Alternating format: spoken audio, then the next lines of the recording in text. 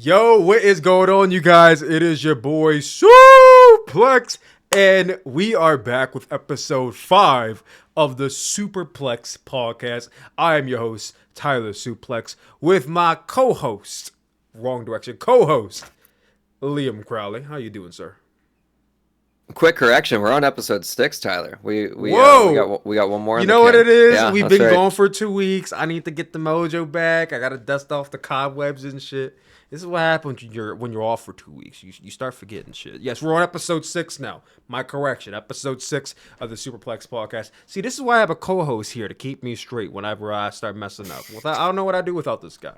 I don't know what I do without him. I would like to think that he thinks the same way for certain situations. I'll let you know when that situation comes about. Anyway, Liam, how you doing today?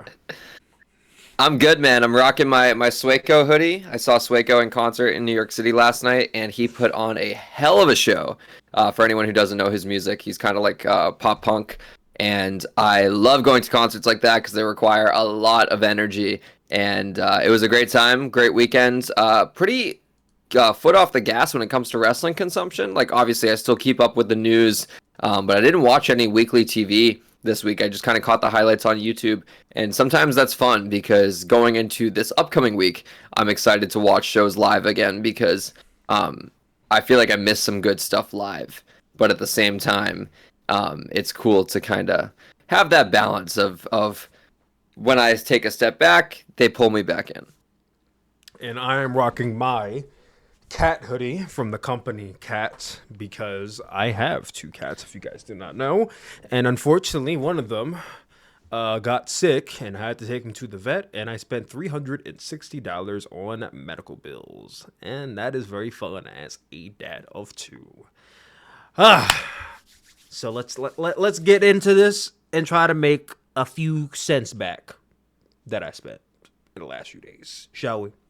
Liam, the newsroom has become one of our topics here at the Superplex podcast, and it is hosted by our good journo, Liam Crowley. Take it away, sir. Yeah, so the big news, Tyler, that caught everyone by surprise.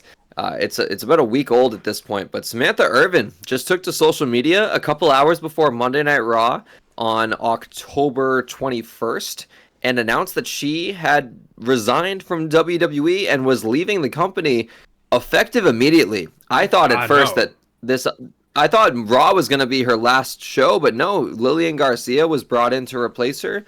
Seems like Lillian's going to be the Raw announcer for the foreseeable future. And Samantha Irvin basically detailed that the reason why she left was because she had some side projects that she was very passionate about, and she was not going to be able to balance that with WWE work, which to me shocked me because I figured, okay, these side passion projects must be pretty sizable if it's going to take her away from such a not only a surefire gig, but a gig that she's very universally beloved at. And the more shocking news, the stuff that unfolded in the days after her announcement, she was responding to some comments on her Instagram and said that she doesn't like announcing. She does not enjoy ring announcing. She never intended to be a full-time ring announcer. That was her foot in the door with WWE. She wanted to be a manager. She wanted to work her way up to being a general manager. She seemed to have been wanting a more on-screen personality-driven role as opposed to someone like an announcer who is typically just there to kind of rinse and repeat every week. Still, she was one of the only ring announcers to infuse some personality into the Ludwig Kaiser and the Chelsea Green of it all. She was unique in that sense, but still, I feel like she had a little bit of a ceiling as to how much personality she could truly show in terms of character development, stuff like that. All that being said, Tyler, I ask you this question based on everything that happened with Samantha Irvin and the fact that she's no longer with the company.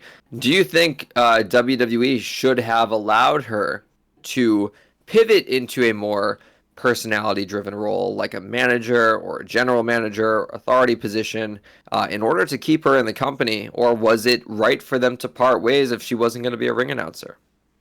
It's a bit of a sticky situation because in a lot of cases, I think most of us who watch WWE were fans of Samantha Irvin's work because I thought she is one of the greatest ring announcers WWE has ever had. I think in some ways she's even better than Lilan Garcia. No slouch to her. Lilan Garcia is a big part of my childhood growing up, especially growing up in the 2000s. Like, all the respect, admiration for Lilan Garcia. I think in the last 4 years I've been watching Samantha Irvin, she has usurped her in a lot of ways. Now, Raw was in Philadelphia. I was not there, but I was present the day that was announced, and I saw Lilan Garcia was on Raw, and people were shocked and messaging me like, "What's going on?" As if I have it inside. The point being, when I heard this news, I said, it's very disappointing to hear this. And, I did text Liam at first, and I was joking. I was like, man, fuck Ricochet. This is all his fault.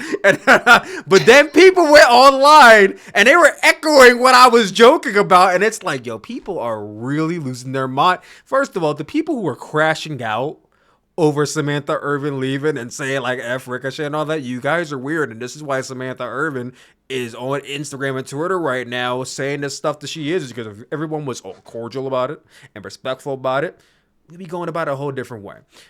But because people were calling out Samantha Irvin's husband, Ricochet, she felt the need to, respond back and combat her husband, which she should. And I respect her for doing that. And in that discussion that she was having on Twitter, the discourse she was having, she did mention, as Liam said, that that she does not enjoy ring announcing, that she only used ring announcing as a in to WWE, but wanted to do more. She wanted to be on screen. She wanted to be managing. Now, at first, let's not forget, when she came into WWE, she tried out at the Performance Center to be a wrestler. Now, that didn't work out, but they found announcing to be very good for her, so they gave her that. Now, it turns out that may have just been her way to get into the company because obviously wrestling wasn't going to work out. It worked out for her for the short term. In the long term, she wanted to do other things, and they said no. Here's the thing. With WWE and any entertainment industry, when you're good at one thing, unfortunately, and Liam, I think you know this because you work somewhat in the industry, and I work in the industry as an influencer. When you're good at one thing, unfortunately, fans and even your players are going to know you for just that one thing until you end up like diversifying and actually doing other things that you're good at. You are just Samantha Irvin, the ring announcer. You're not Samantha Irvin, the singer, even though you can sing. You're not Samantha Irvin, the potential manager. You're not Samantha Irvin, Ricochet's. You're Samantha Irvin, the ring announcer, because you're great at that, and that's all we see from you. And unfortunately, when you're put in that pigeonhole, you're pigeonholed in that slot, and you're capable of more, you are worth more, you can do more, and the company only sees you at that one thing. Unfortunately, you kind of have to make a decision, and you either stay doing the one thing and hope maybe one day they'll take a chance on you, but there's a good chance they won't because you're just good at this one thing that they need you to do, or you take a chance on yourself and you just leave and go do other things. Now, I don't want to make this about myself, obviously, but a month ago, I made a video talking about how I don't like wrestling anymore. I titled the video that. In that video, I described about how I am not as passionate about wrestling creation as I used to be. And I wanted to diversify and start doing movie content. So when Samantha Irvin said, I'm not passionate about ring announcing, that was just I felt for her. I understand what it's like to feel trapped in a sense to doing just one thing that you're good at, but you can do more. So I felt for her in that sense. At the same time, WWE is under no obligation to have her do anything else that they don't want or need her to do. And when you're on a show like Raw that already has a GM, SmackDown that already has a GM, NXT that already has a GM, there's no place for Samantha Irvin there. When you have shows with a lot of managers and a lot of factions, where do you slot Samantha Irvin in without saying, oh, she could be Ricochet's manager? Oh, so then people are going to say you're his manager because you're her husband. And now she already has a bad slate on her back because, oh, you just got this position because so and so you're married to. It's like it's a weird thing for her. And that's not to say that she would not have been a good manager, because at the end of the day, we don't know. We never got to see her get that opportunity. But I understand why WWE maybe didn't want to give it to her. For all we know, maybe she wouldn't have been good at it in the first place. However, it is a mutual departing of the two parties. Now, I do find it interesting that WWE really didn't have like a press release. They didn't have a send off. It was just kind of like a one and done goodbye, she's gone. Like it was her departure was very odd on WWE's end, because we've seen them do better for others in the business, and then for someone who's been giving their all in ring announcing for 4 years, giving them so many great moments, all she got was whatever she posted on Twitter, and that was it. I thought that was a bit funny of WWE, but outside of that, I don't really think any party's in the wrong. I don't think any party is necessarily like more over or anything for what they did. All I'm going to say is I think it's just a situation where Samantha Irvin knew she can do more, and she's going to do that. Now, also take into account that on Twitter, Samantha Irvin said that she's not going to AEW. She said that, and Ricochet said that. So now that's not saying she won't ever go to AEW, but at least right now she's not going to AEW. So no one has to worry about that. She also said that her husband's a millionaire and she doesn't need to work. She can just do whatever she wants. So maybe she's just going to stay home and just kind of figure this out. She might come back to wrestling one day. We don't know. All I'm going to say, at the end of the day, is I think Samantha is one of the GOATs. And I hope that she comes back sometime in the near future. If she doesn't, she etched out a very steadfast, short, but tremendous career for her as one of WWE's greatest ring announcers. That's all I'll say about that. My long-winded answer. Yeah, but like what you said is very valid. Like I understand firsthand what it's like to be competent at something that you're not super passionate about, and being painted into a corner and told, just do that one thing. It's almost like a curse to be good at something that you don't truly enjoy, because while other people might enjoy it, the most important person in your life, until you get a significant other or until you have children, is you, first and foremost. And if she wasn't having fun or she wasn't enjoying what she was doing as a ring announcer, then I get it. And also too, like, I had a little bit of criticism of Samantha Irvin because I thought I've always preferred ring announcers and referees. I think are the two aspects of professional wrestling that they should just be like, not robots, but like, I don't like when referees make matches about themselves. I think it's pretentious, and I'm like, you're there to count the pinfall and occasionally like get up in someone's face when they get up in your face and kick someone out if there's shenanigans going on at ringside, but it should be warranted from the referee. And with ring announcers too, I always appreciated ring announcers who were more so there to kind of set the tone, but not make it about themselves. And not to say Samantha Irvin ever made it about herself, but there was definitely a added effort by WWE to integrate her personality into her ring announcing, which is seemingly what she wanted from the professional wrestling industry. And I think that personality-driven side would have been better served in an area that is more tailored to personality-driven work, that being managerial or on-screen GM or something like that. And so it's a bummer that they couldn't figure out a best of both worlds scenario where she could do the ring announcing that she was very clearly good at while also doing her side projects that we all assume is going to be in music or something within artistry.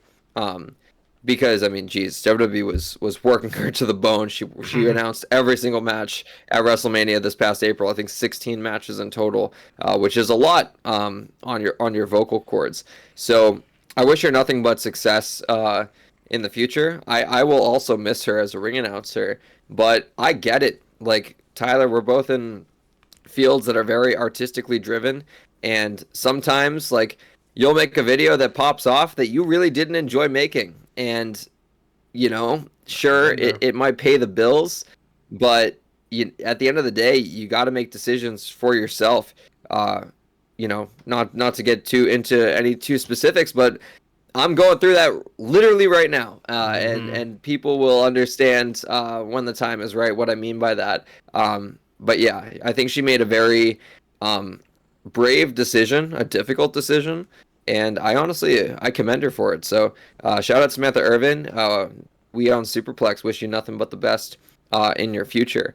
And yeah, anyways, let's talk a little bit about what happened on that first Raw without Samantha Irvin, that being the big main event, the one that I think we all kind of suspected. Now, what did you think of Lilan Garcia's first night back? Well, I mean, I was bummed that she said containers. I think everyone was pretty bummed. Yeah. Number one containers match. Lilan Garcia is an iconic voice. No different than like Tony Chimmel or Justin Roberts. I feel for my boy Mike Rome, though, because Mike Rome is awesome. He got, shuffled over to NXT for some reason. And not to say that that's a downgrade, because NXT is doing its thing on the CW nowadays, but Mike Rome, like Vic Joseph, is a very capable announcer that they have in NXT, ready to work the main roster. And when, WWE brings in Joe Tessitore, who I think has been fantastic, he's been good, and Lilan Garcia, Lilan Garcia is a proven hit.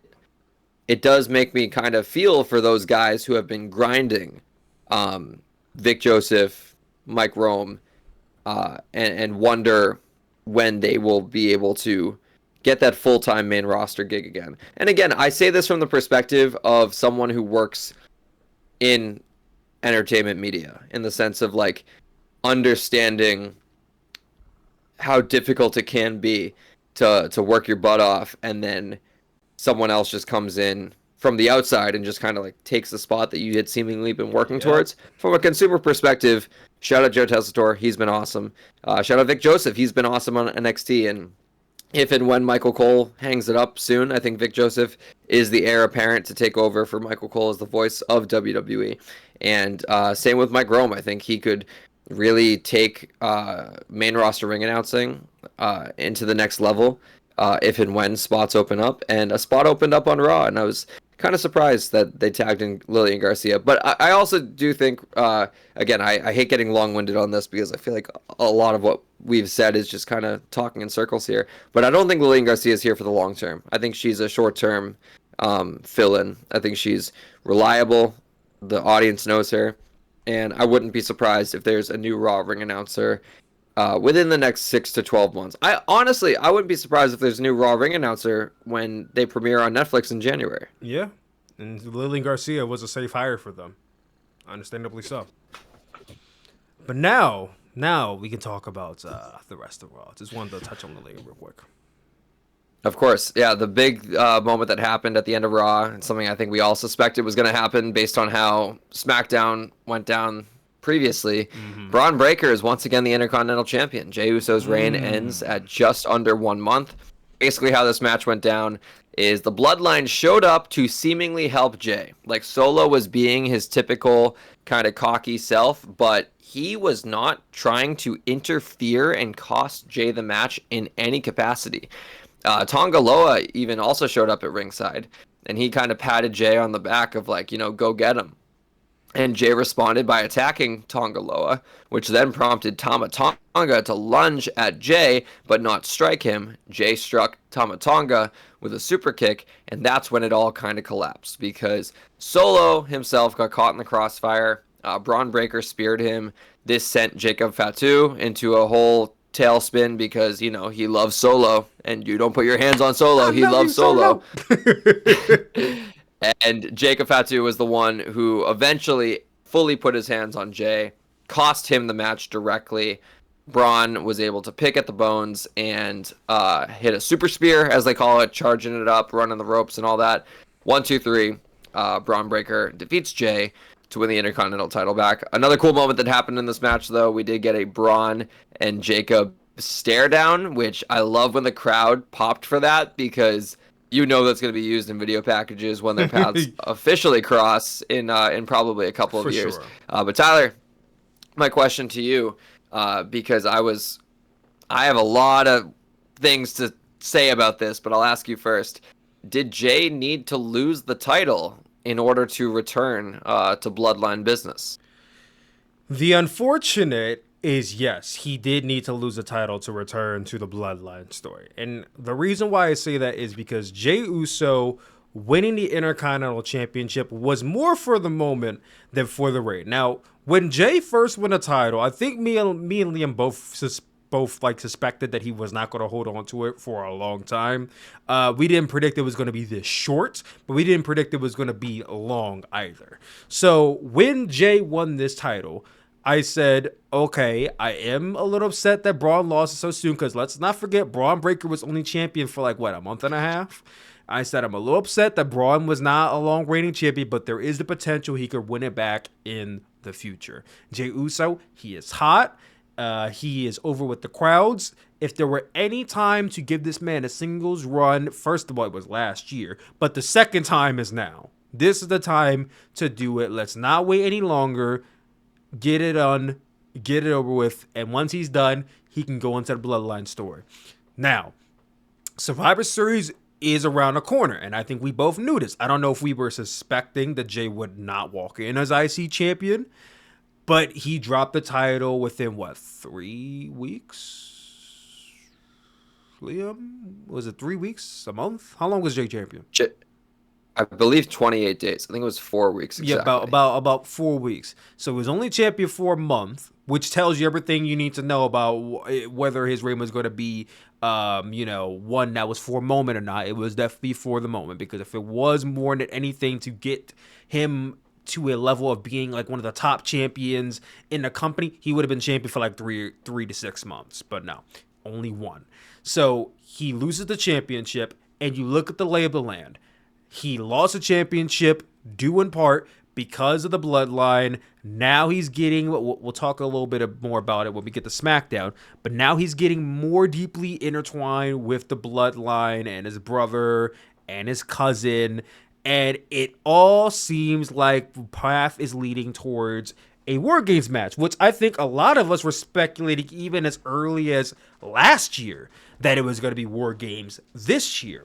So when I think about it like that, I say I understand why they took the belt off of him, because if you're about to be wrapped up with SmackDown, because let's be honest, Bloodline is SmackDown business. That's not Raw business. And unfortunately for them, Jey Uso's a Raw star. So the only way to get him on SmackDown more often and not be looking at it like, oh, why do you have this Raw champion on SmackDown every week, is to take the Raw championship off of him and kind of make it as a gateway to, oh, this is his brother, this is family business, so he can go to SmackDown, be over there for a little bit, but still circle back to Raw when we need him to win a match. As opposed to, you're the IC champion, you should be feuding with other people, you should be putting more people over, you should have people you're feuding with, but you're wrapped up on SmackDown. So, like I said, I understand why they took the title off him so soon. Am I a fan of it? No, but I get why they did it. Now, everybody knows the Bloodline is the most important story in WWE right now, and probably in the history of this entire business. So Jey Uso losing his title is by no means a burial, an indictment on his character. This is the end for Jey. Jey Uso's probably going to do much better after this point than he was doing right now, just by virtue of being back in that storyline. Now, is Jey Uso going to be world champion come next year? I don't know. Probably not, but I don't know. However, him revisiting a possible tag team championship run with his brother that we have not seen in like 2-3 years, that's something that's quote unquote fresh. So, like I said, is it something that I think fans are going to be crazy about because he only had like a minor reign? No, not necessarily, but I think it's for the better. What do you think, Liam? I disagree with a lot of what you just said. And it's nothing against you, Tyler. It's nothing against you, Tyler. I think it's all just a matter of how we look at this storyline, right? And I say that in the sense of I really do not like, and I think we're gonna kind of let's rope in the State of the Bloodline right now because it makes sense to what we're talking about. The State Yeah, of of the course. Bloodline, based on how SmackDown went, is Jimmy and Jay are reunited, and can we say some spoilers for next week's SmackDown on this podcast because they double tape Spoiler them. alerts, ladies and gentlemen. We are going to be mentioning spoilers for next week's episode of SmackDown. So if you do not want to be informed, please skip ahead by at least 5 or 7 minutes, starting now. That's a good call. Good call. Yeah, they double tape SmackDown because of the Saudi Arabia travel. And on next week's SmackDown, Roman, Jimmy, and Jay are all on the same page again. Mm-hmm. That is very quick. That is such a rushed for a storyline that has been like almost painfully slow at points. This is very fast. And Jey Uso is the most fascinating character within the entire Bloodline arc. And I honestly thought they were doing him a disservice when he just kind of turned into like the Yeet Man. And then I kind of embraced it because I was like, listen, this dude went through years and years and years of manipulation and trauma. And how did he come out the other side? Overjoyed. Like the hottest babyface on the entire roster, getting the crowd bumping. Like his character, I was like, I'm not looking at him as, oh, he's the one note Yeet Man. No, this is like him reaching his final form of, hey, I went through all these problems and now I'm just loving life and enjoying my time as a superstar and having a ton of success too. Like getting world title matches without any bloodline affiliation on premium live events when he challenged Damian Priest for the world heavyweight title, earning the Intercontinental Championship and earning that number one contenders match, and defeating Braun Breaker clean. Like this was a big deal for Jey Uso. And I loved this idea of Roman and Jimmy realizing they can't fight solo just by themselves as a tag team, and they need Jay, and Jay being like, listen, I'm moved on. Like I'm healed from this trauma and I'm doing better than I've ever done before. I'm Intercontinental Champion and I got bigger fish to fry. Like I have my obligations on Raw, and I loved this idea of Roman needing to admit that at this point in time, Jey Uso is on a higher level than him. And like I know what people are gonna say. They're gonna be all like, "Oh, that's that's not true. Roman is the perennial main eventer, WrestleMania, all that." In terms of canon right now, Roman is subject to beat down and beat down and beat down week after week. Hasn't won a singles match since I don't know, February. No. Well, he lost at WrestleMania. Either way, Yeah. Jey Uso's the man. Roman is on his road to rechristening himself as the man. And so I loved this idea of Roman needing to admit that like Jay came out of the bloodline better than he did. And I liked this idea of Jay being brought back into the bloodline, being like, hey, I'll do you guys a favor. I'm still going to make sure my priority is being Intercontinental Champion because that's where my character is right now. But you know what? Fine. For one night only, I'll help you guys out. And you're not forgiven, but family still comes first before anything else. Having Jay lose the Intercontinental title and so soon forgive Jimmy and so soon forgive Roman is just way too quick for me. And it makes me a little sad because Jey Uso has become such a unique individual character on his own. And roping him back into the bloodline, I don't want to see an Usos tag reunion right now. I really don't. I don't think Jimmy deserves to leech off of the success that Jey Uso has had as a singles character. I want to see Jay make his entrance by himself. I want to see Jay have singles feuds by himself. And sure, Usos machine guns sounds cool. Usos DIY sounds cool. But I really don't want Jay to go back to the tag division full time. I think it's a waste of what they've built up for him as a singles character. Hey, Liam, listen, I agree 100% with what you said. I agree that Jey Uso should be given more mileage as a single star, see how far he can run. And I do agree that they did rush into this storyline. Now, mind you, I was going to get into that too. I was going to wait till SmackDown, but since you touched upon it, I'll add on to it. I do believe that they rushed into this, and I did see some reports that maybe they're heading towards a trios match at Saudi, which I Did you see the same thing I was seeing about the trios match at Saudi? Like Solo and the Tongans versus Roman and the Usos? Yeah. That's way too soon. I saw they might be doing that. I don't know. I don't remember exactly what Twitter account said that, but they are like, "Oh, that's what they're hitting." I'm like, "Why would they do it now when Survivor Series is literally later in the month?" So maybe they made shit up, and that wouldn't shock me because it's Twitter. But if they are doing a trios match at Crown Jewel, you mean to tell me you rush this whole thing with Jey Uso and, oh, I don't want an apology from you. I don't like. There's so much mileage you can get out of Jey Roman Reigns just based off of the last year these guys had with each other. Jimmy and Jey, you could have stretched out 3 months worth of television with this because we know WWE is a fucking long gamer when it comes to the bloodline. The Rock talks about it all the time. But you decided to rush it to get to Saudi and take Saudi out of it. You decided to rush it to get to Survivor Series at the very end of the month. You had multiple months to prepare for this. You had multiple months of giving us this bullshit with Solo and Cody, where Solo didn't win not a fucking match against Cody Rhodes that I can recall. And you mean to tell me right here, right now, we gotta put this all together because we got Survivor Series at the end of the month. Like, get the shit out of my face, dog. I am not a fan of it. Now, I said because maybe in some ways I've come to just accept that Jey Uso is just forever shackled to the bloodline because I think that's just the unfortunate reality. Even though you and I both want Jey Uso to have more longer of a singles run, he is in the biggest storyline in WWE history. By proxy of him being the brother of Jimmy Uso and a cousin of Roman Reigns, he will forever be tied to it until it is over. And the biggest stretch he has had away from this was main event Jey Uso. And guess what, Liam?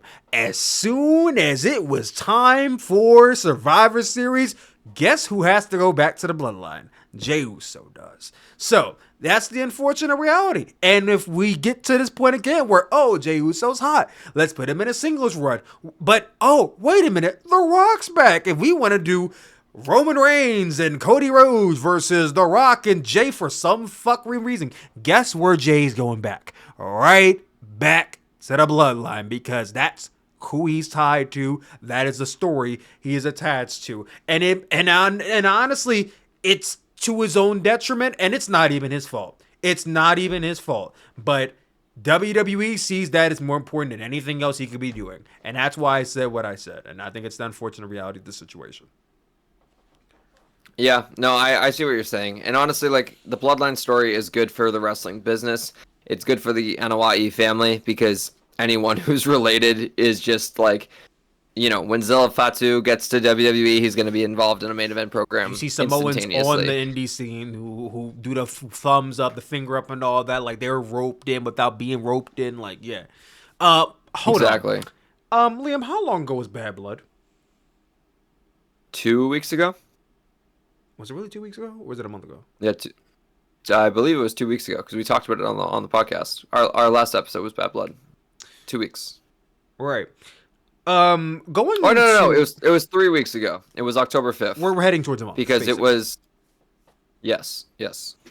So, have we heard anything about any references to, or even a lick of hints towards The Rock and why he appeared at Bad Blood? No. I don't even think they've shown the replay on like Raw or SmackDown. No, it's almost like it didn't fucking happen in the first place. It's crazy.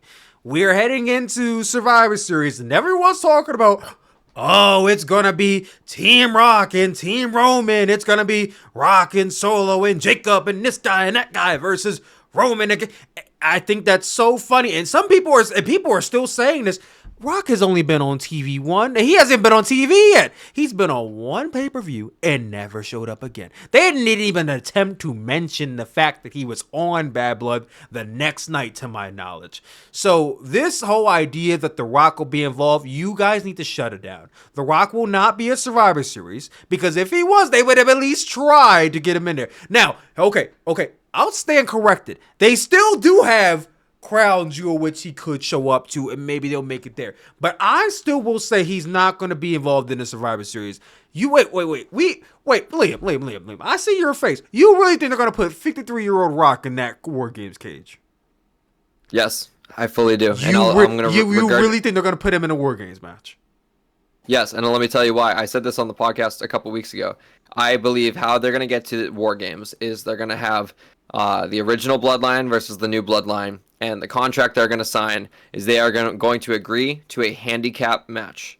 They're not going to specify the numbers. They're going to agree to a handicap match. And Solo is going to taunt and say that, you three can't find a partner to even the odds. They sign a contract for a handicap match. On the Night of Survivor Series, we think it's 4-on-3. We think it's Solo, Jacob, and the Guerrillas of Destiny against Roman and the Usos. Then the countdown will hit. This is my prediction. This is what I want to happen, and I'm going to just try to manifest it here. The countdown will hit. Solo will freak out. He'll be like, wait, what the hell? We handicap match. You guys don't have a fourth partner, whatever. And that's when Sami Zayn's going to come out. And Sami Zayn will reunite with the original Bloodline, make it 4-on-4, and Solo at a certain point will start smirking and be like, I thought that this could happen, but at the end of the day, you guys agreed to a handicap match. I didn't specify if it was 4-on-3 or 5-on-4. And then that is when The Rock will come out, be the fifth member of Solo's team. And when I say The Rock gets involved, he will literally hit the ring, maybe a single people's elbow, and that is it. He's not when people are like, oh my God, The Rock would never work a War Games match. Yeah, exactly. He'll come in at the midnight hour after the match has already been going on for 40 minutes, hit one move, claim victory, and get people to boo him because he is a heel. That's the thing. He's now reached a level where people are past the you're stealing this from Cody, and they're like, wait, the final boss is pretty cool. I like this version of The Rock. So in order for him to get his heat back, he's got to do stuff like that. So yeah, I do think we see Rock again at Survivor Series for quite literally, a quick flash in the pan moment. He aligns with Solo properly. Solo said, too, to Jacob in the crowd, fan cameras picked it up, when Rock came out of Bad Blood, he was caught on camera saying it's all part of the plan. That still has to come to fruition at some point. So I think WWE is deliberately making us forget about The Rock's presence at Bad Blood so that when he comes back at Survivor Series, it's all the more impactful. And that is me fantasy booking. I don't know any insider information, and I just think that story in my head that I've been thinking of, honestly, as far back as SummerSlam, is the best direction to go. Because then what it does is it allows maybe Rock to properly go against Cody at the Rumble, and then maybe Roman goes away, and then Roman costs Rock his title match at the Rumble to set up Rock versus Roman for the true head of the table at WrestleMania 41. There's a lot of different avenues you could go, but that is how I think it plays out. And yeah, The Rock is not jumping off the top of a steel cage, but he can still get involved and be pretty cheap about it. You're a great booker, Liam, and I sure hope they go with your idea. But we've been on this topic long enough. Let's move on. One thing that happened this week on October 25th, pre-sale October 23rd. Let's talk about that. Was WrestleMania 41 tickets. As we all know, WrestleMania 41 will be held in Las Vegas, the city that many of us were begging for WWE to go to over Minnesota, which seemed to be the original plan they were going to do. And then they went with Las Vegas instead. They got outbid, maybe the fan, I don't know what it was, but they went with Las Vegas and people were happy about it. Now, I knew going into this that it was going to be probably more expensive than WrestleMania 40 just by proxy of it being in Las Vegas. And it's the entertainment market of Las Vegas. I knew it was going to be more expensive. What I was not prepared for was it to be this expensive. WrestleMania 41 tickets were starting, cheap seats, were starting at $450. The highest altitude of the arena, there's 400, there's 100, which is lower bowls, 200, 300, which is mid-row, and then 400 is the top of the arena. 400s were starting at $400. Now, Liam, I don't know how many wrestling shows you've been to in your lifetime. I've been to about 74. I don't recall a single wrestling show in my lifetime where cheap seats were ever above $200. And listen, I've been to WrestleMania 38 where I paid $49 for a cheap seat. And I've been to WrestleMania 39 in Los Angeles. And people know that's also an entertainment market. It's pretty expensive to be in that city. And I paid $250 for my lower bowl seats. So to see that I'm paying almost double what I paid for my lower bowl seats at WrestleMania 39 in Las Vegas 2 years later is absolutely bonkers to me. And here's what I'm going to say about that. You know, I don't like to claim to be like an expertise at wrestling travel, but I know my way around the park when it comes to wrestling travel. Okay, so here's the thing. I will be a biggest advocate for buying your tickets a day of the event. So here's two things I always say about that. If you have the money, save up before the show goes on sale and buy your tickets on pre-sale. Now, obviously that didn't work for a lot of people because the show was from the jump expensive on pre-sale. So, okay, maybe that's not from the jump. The second avenue to go for it is to wait until you get very, very, very, very, very close to the date of WrestleMania 41 and buy your tickets. Now, a lot of people get kind of worried about that because it's like, okay, what if we get close to the event and it starts to sell out? And WrestleMania is never 100% sold out, ever. Even WrestleMania 40 wasn't 100% a sellout. None of the WrestleManias I've been to were 100% a sellout. So you will never have to worry about it being a sold out show. There will always be seats available. Now, maybe it might not be the seat that you are desiring to get, but there will always be a seat available. And the seats that are available will be dropped down. Now, how cheap they're going to go, I can't predict. I mean, at best, I would say if it's $450 now, cheapest it might run is around $150 to $200. You're still going to be looking at an expensive WrestleMania ticket because of the value of it being in Las Vegas. Maybe they go cheaper than that. That's wishful thinking because of the market they're in. Here's another thing that made me go, we are so fucked as wrestling fans. WrestleOps on Twitter tweeted this out about 2 hours ago. That WWE has stated somewhere, not too sure where, but WWE stated that WrestleMania 41 is now the best opening on-sale ticket weekend in company history. I saw that and I said, oh no. Because fans were all online saying about how expensive WrestleMania tickets are, how they can't afford to go, and this and that, I might miss the show. Well, when the show that we're saying is so damn expensive happens to be the best-selling show ever done, WWE's going to have no incentive to drop those ticket prices down the following year, even if it is in Indiana or Minnesota or bumblefuck Wyoming. Guess what? Those tickets aren't going to go much lower than they are right now because people are caving in and buying the tickets now. So I will say this, and I'm not going to say too many times after that. Do not rush to buy WrestleMania 41 tickets right now when they're at the highest point. Because when these shows do good, WWE has no incentive to drop prices in the future. When it comes to entertainment of any medium, these companies want to do two things. A, make profit, and B, make sure the show looks good on TV. That way, no one can say, oh, look at the seats. People make fun of AEW all the time. Oh, look, there's no fans on the hard cam side. No one can ever say that for WrestleMania now, can they? However, if we get to WrestleMania and one side of the arena just so happens to be tarped off almost, well, guess what? They're going to drop those ticket prices down by a lot so that way people can buy tickets and that way that side is filled up. That's just the value of entertainment. They would rather there be seats, people in the seats, and they lose some profit than there are nobody in those seats and they didn't make any at all.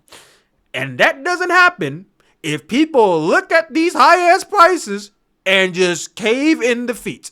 Because it's not like I'm saying don't go at all. I'm saying don't buy them now. But hey, you guys go ahead and do that. And then when we get to WrestleMania 42 and the cheap seats are $700 and everyone's panicking that for WrestleMania 45 is practically Super Bowl prices, I'll be like, well, I'm media. I'm not worried about it. So anyway, that's just me. That's just me though. Liam, your first WrestleMania 40, and you and I were both media, so we didn't have to pay. But you seen these prices. If you did not have to pay for WrestleMania 41, you would be like me. Like, oh, well, I mean, this is kind of crazy, but like, I don't have to pay. Now, let's say you did have to pay, Leah, for WrestleMania 41. What are your thoughts on these prices and of the market of WWE right now? I can't do it, man. Like, I would rather, like, we're talking, you said $400 for nosebleeds. I would genuinely, even if they were $100, I would rather watch it on TV with my friends and have like a rowdy atmosphere with people I care about that are big wrestling fans than be so far away. Because like at that point in the nosebleeds, you're just watching the Tron anyways. Like Exactly. sure you're in the atmosphere, which is special. I'm there for the but experience. Okay. it's not the same. At the same time though, I love when the wrestling business is this lucrative. Like I get it. You got to analyze this from a consumer perspective. Everything you're saying is totally valid. Yes. And also too, like I've been to a couple like playoff baseball games as a consumer, and I paid $150 for nosebleed seats in Fenway Park, and it was the first round of the playoffs. So it was the division series in 2016 and 2017, and so like that is my closest exposure to, paying for like the postseason, and like WrestleMania is like the Super Bowl. And so I've never even experimented with the idea of going to the Super Bowl, but it makes sense that it would be the most expensive event to get to of the year. But at the same time, like wrestling throughout most of my time as a fan has been a niche, and like a niche that is like, you don't always advertise that you're a wrestling fan. And the fact that it's like cool to be a wrestling fan again, and you're kind of missing out if you're not at least following one company or one TV show a week, or if you're not up to date on Roman Reigns and Cody Rhodes and CM Punk and all these megastars that are going on right now. The fact that that's now reflected in the financials, it excites me, because wrestling pays our bills, Tyler, for a big portion. Mm-hmm. Like if wrestling wasn't hot, then you're not getting views on your social content. If wrestling wasn't hot, I'm not getting views on my interviews. So it's cool that we're now in a position where WWE can hike up these prices and people will still pay for it because it's such a hot commodity. Is it a little much? Of course, but still, it's good to know that the wrestling industry financially is in good hands. 100%. I mean, I'm looking at it from a consumer perspective, as Liam was saying. From a marketing perspective, I mean, obviously, I want to see WWE win, because when they win, I win, he wins, you win as the fans.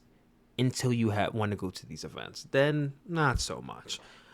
But that is WrestleMania 41 prices. Like I said, if you have not bought your tickets, please do not cave and try to pay money for the tickets now. Wait it out. Unless you're scared you're going to lose out, then by all means, go ahead and do it. Liam, SmackDown we already talked about. But there's one event that happened on SmackDown that I do want to bring up loosely, and that is the Motor City Machine Guns. I'm gonna party with the Motor City. No, wait, hold on, Liam.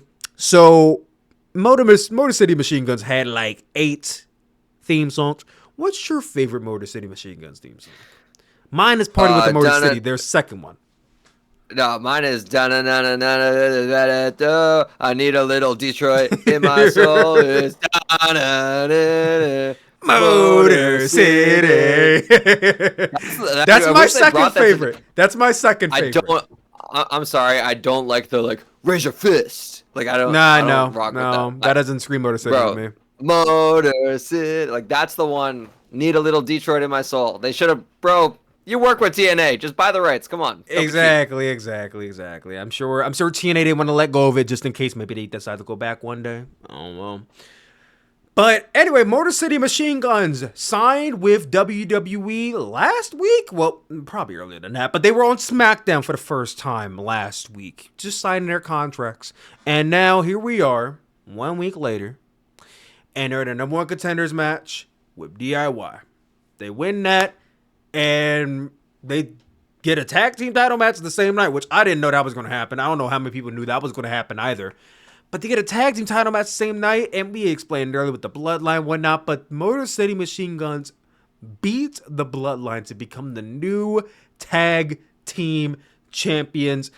I was shocked that it happened this soon, not that it happened. I knew eventually they were going to become tag team champions, but I was shocked that we got it within 1 week's time. That is, I think, one of the fastest turnarounds for a WWE tag team that I have ever seen, ever. Not singles, but for tag teams, that is one of the quickest turnarounds I've ever seen.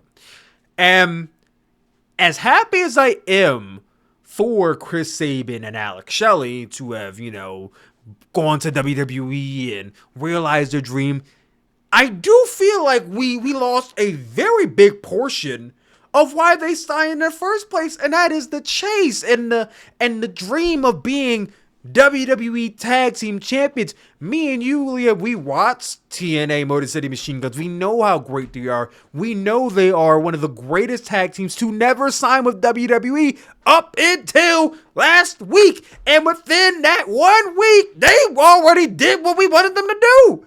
So yeah, we still got plenty of dream tag team matches. Them versus the Usos. Them versus, you could say throw Street Profits in there. Them versus maybe the Tongans, the Gorillas of Destiny. You could throw them in there with a bunch of different tag teams and they will have fire matches and I can't wait to see them.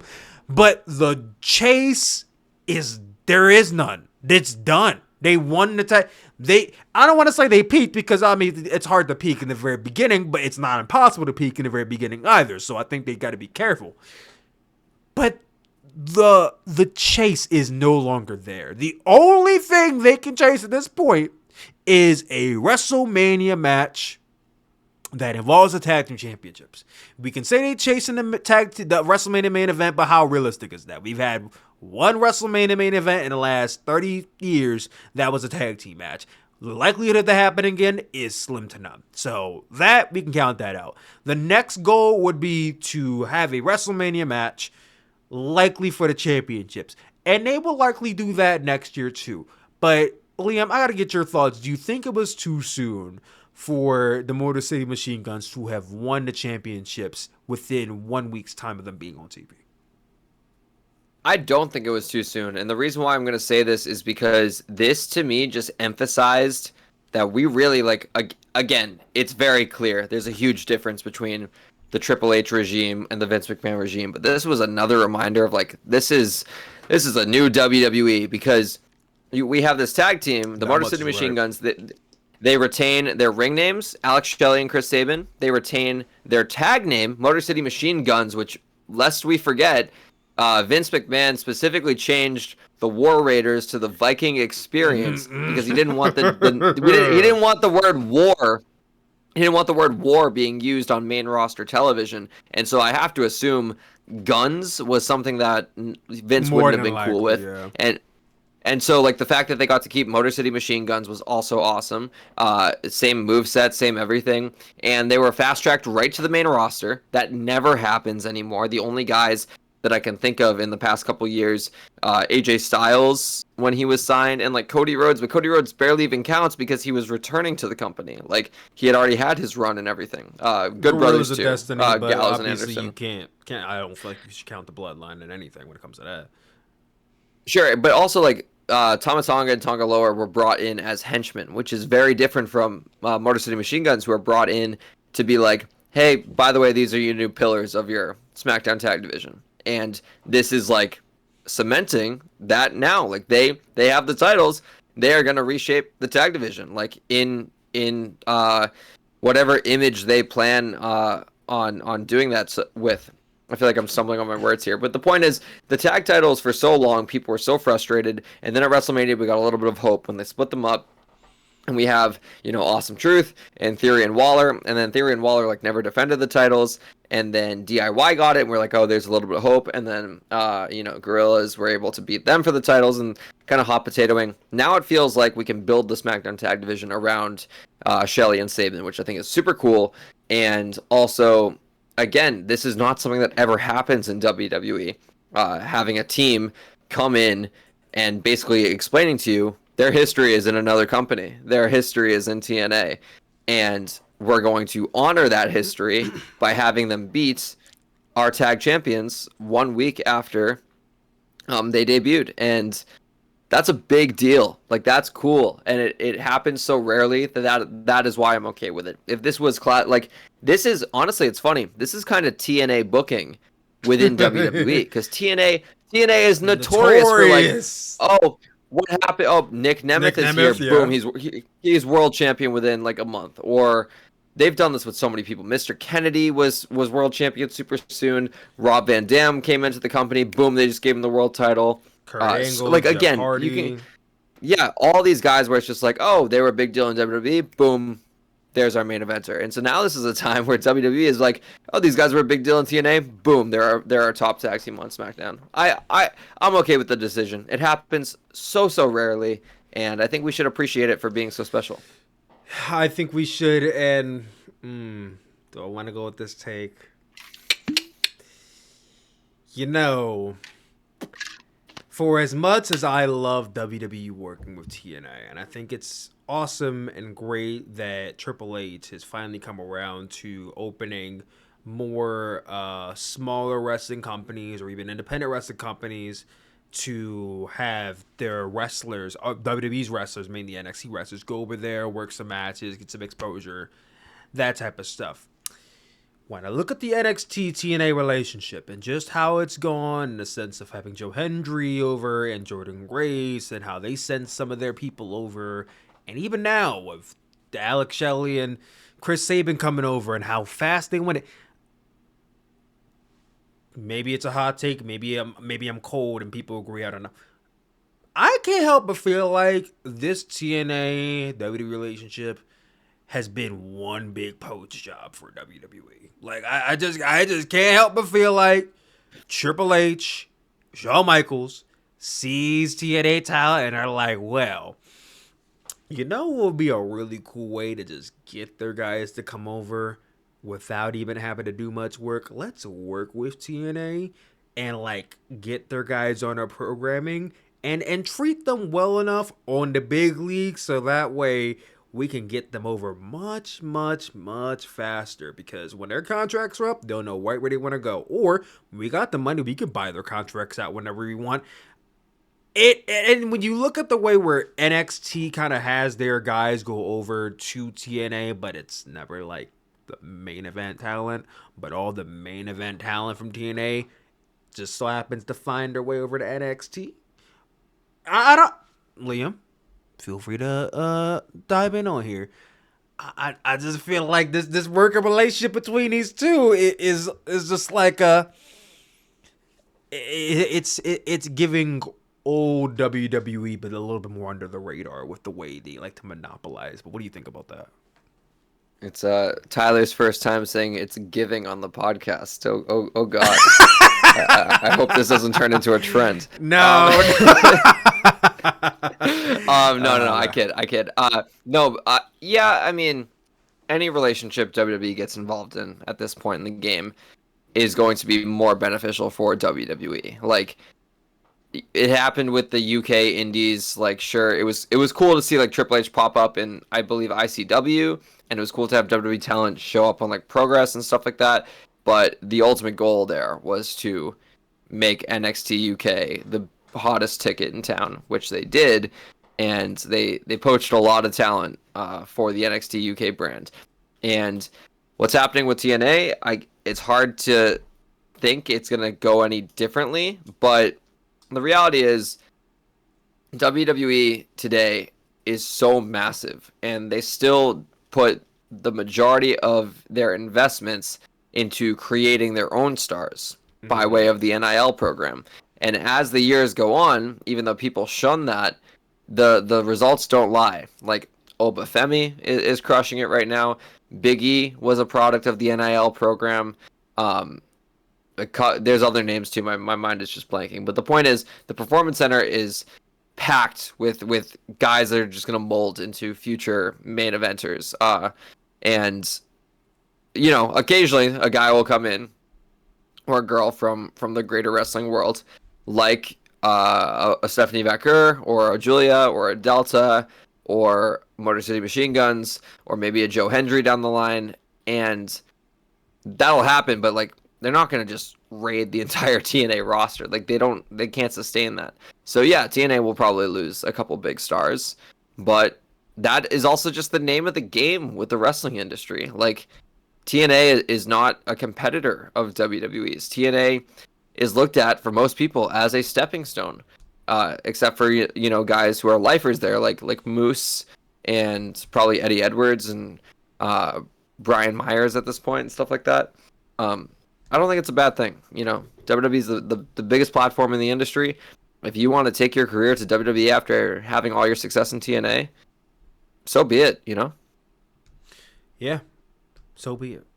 So be it. Like I said, I just saw it like, seems like we're just doing a lot of, hey, just come over to our team, which they've done in the past. And I don't even think it surprises anybody, but just something I noticed with like Alex Shelley, Chris Sabin winning so soon. I'm like, if I'm a TNA guy, WWE looks more attractive and more attractive every single day. And even to the guys who claim to be loyal to TNA, when you see that type of stuff, it's like, well, there's already a working relationship. Maybe I can find my way over to NXT a little bit faster. But all that being said, AEW Dynamite happened.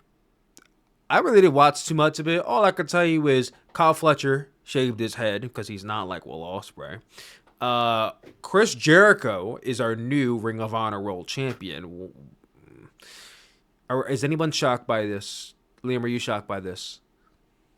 No, because he wasn't gonna lose his rematch. Like, this is how Jericho booking goes this decade. I wasn't even gonna say in 2024. This has been happening since 2020. Yeah, exactly. Silly, but whatever. We'll talk about Jericho in our top 20 segment pretty soon. Yeah, and Jon Moxley and the Blackpool Combat Club are still running roughshod on the AEW roster, trying to pledge war. I guess the AEW roster is trying to pledge war against them when they're waiting out in the parking lot for the Blackpool Combat Club to come, and they're waiting outside for 2 hours, and they still make their way into the building and beat up the roster. I mean, I think that's the dumbest way to portray the mid-card division, because let's be honest, it's just the mid-card division. No main eventer seems to be caring about any of the stuff going on. But, Liam, we did talk a little bit about this a few weeks to even a month ago with Jon Moxley and Darby Allin, and how that was going to go for Bryan Danielson at WrestleDream. You predicted that Darby Allin was going to win. I predicted Jon Moxley win at Grand Slam. Jon Moxley won. He beat Bryan Danielson. But it seems like the story is not yet over between the two. I think we're heading in the direction of Orange Cassidy versus Jon Moxley at not WrestleDream, Full Gear later this month. After that, it still seems we're on track, maybe even at World's End for Darby Allin and Jon Moxley. My question to you, Liam, is if we get to World's End and we do Jon Moxley versus Darby Allin, do you think then is the time for Darby Allin to become the new world champion? Or do you think Jon Moxley goes with it a little bit longer?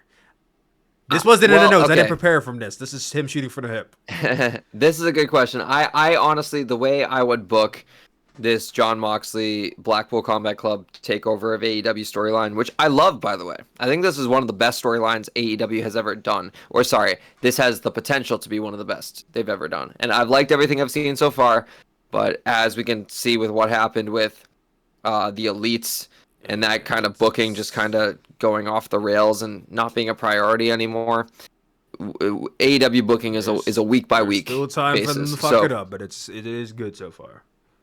So far, it's been good, and I think that they should not pull the trigger on the end game of this storyline until the crowd is in that place. I don't think it should be like okay, Cody Rhodes is finishing the story at WrestleMania, because that's the location we want it to happen. I think it should be, okay, well, we'd like for Darby to win the world title at World's End, but if he's not over enough with the crowd by the time December rolls around, let's revisit it at Dynasty or Double or Nothing. Like, keep pushing it back until, like, the whole crux of the storyline is Moxley, that's the genius of this. Moxley is the babyface here. He is approaching AEW and being like, I have been with this company from day one, and a bunch of other guys have been here with me. Private Party, Darby Allin, Orange Cassidy, and they are in the same place that they were in 2019 in 2024. Sammy Guevara also on that list. Why is that?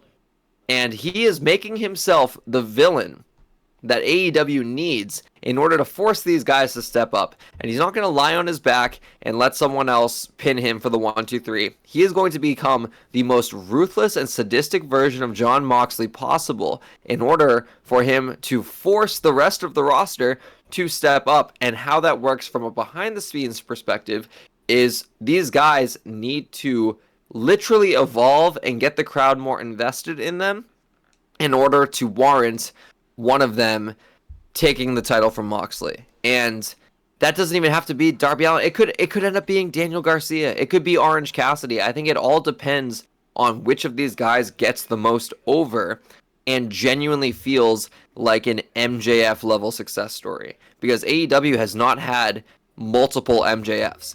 MJF has been one of the homegrown star from AEW. That didn't come in with WWE momentum, didn't come in with New Japan momentum, is just grassroots built within AEW. And as MJF said, no one made MJF but MJF. And so now it's time for Daniel Garcia to make Daniel Garcia. It's time for Orange Cassidy to make Orange Cassidy. Time for Darby Allin to make Darby Allin. And so whenever that time comes, that's when you pull the trigger. But there should not be a deadline on this storyline paying off. I'm rambling here because I'm very passionate about it. I think that this is a make or break storyline for AEW. They need to create stars. They need to stop relying on bringing in guys who made their names elsewhere, because that is not a sustainable business. You need to have guys that you can build the company around, that you built within the company. MJF is one of them. Will Ospreay is becoming one of them. Sure, he came in with New Japan momentum, but as the weeks go on, he becomes more and more of, Western audiences know Will Ospreay now as an AEW guy. Primarily, you need to populate your roster with guys like this, and I'm very excited at the possibility of Daniel Garcia getting over to a level of MJF, of Darby Allin reaching a Bryan Danielson level 2014 crowd momentum. So we'll see, we shall see, but I'm not putting a deadline on anything until the crowd warrants it.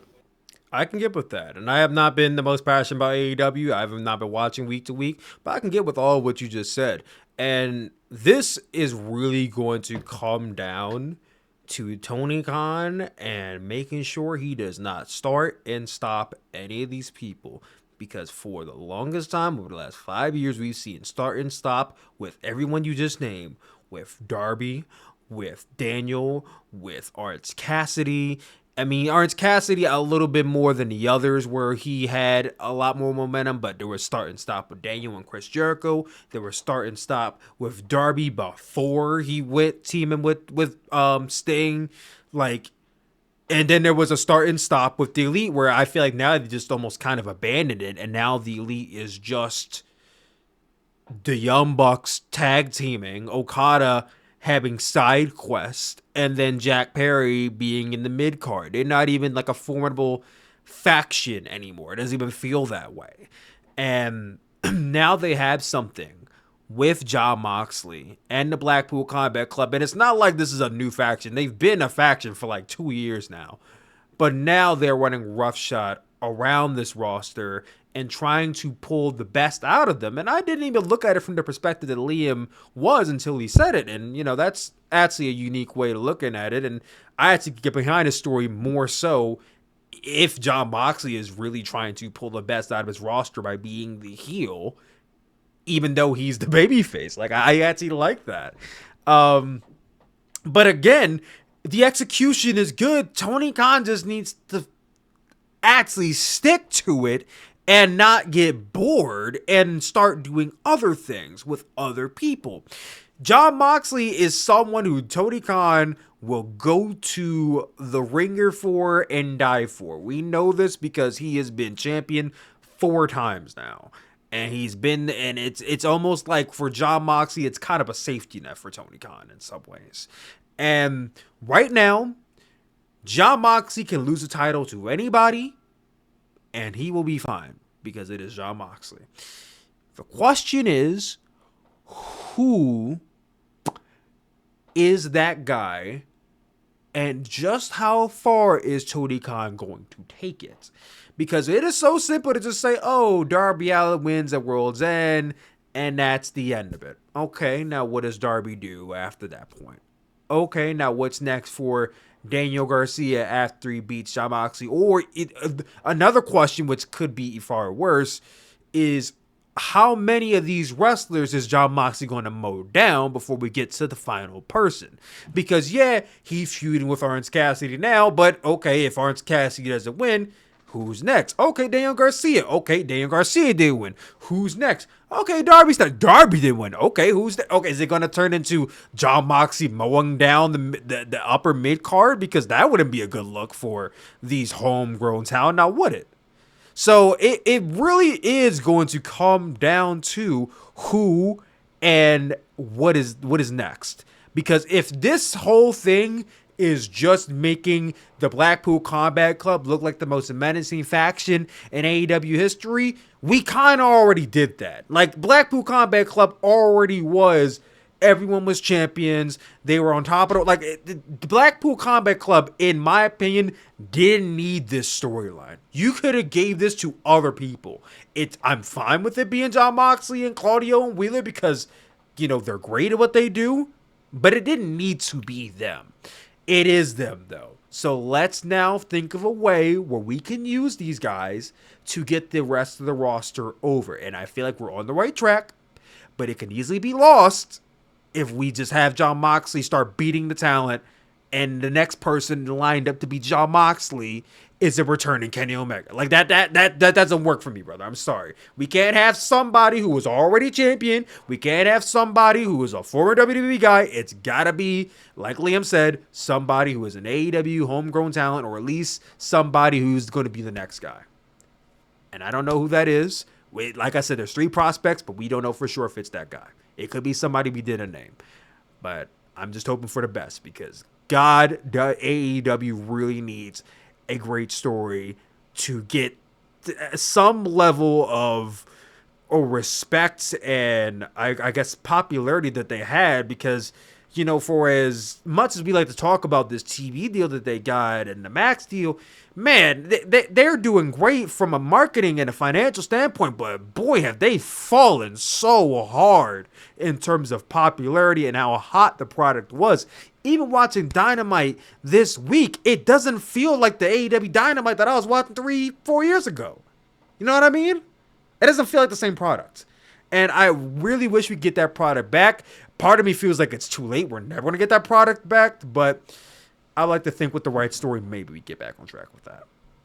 But that's all I'm going to say about that.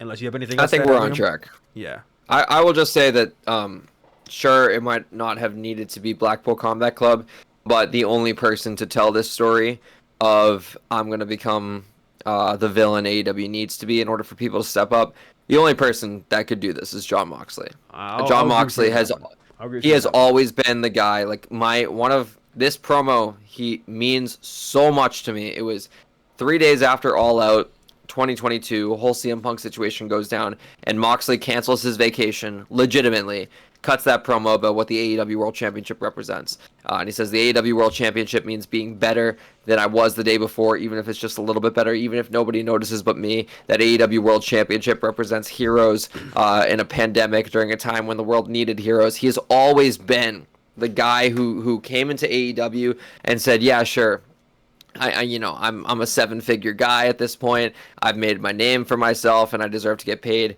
a certain amount, but I will cancel vacations and I will do the indies and I will bleed buckets for this company because he loves professional wrestling and he loves what AEW represents within the wrestling world. And of course he cares, and of course he wants the company to be better, and the fact that he is choosing to be a villain, Kenny Omega couldn't have been in this role. Chris Jericho couldn't have been in this role. No one. Like, this is Moxley's position.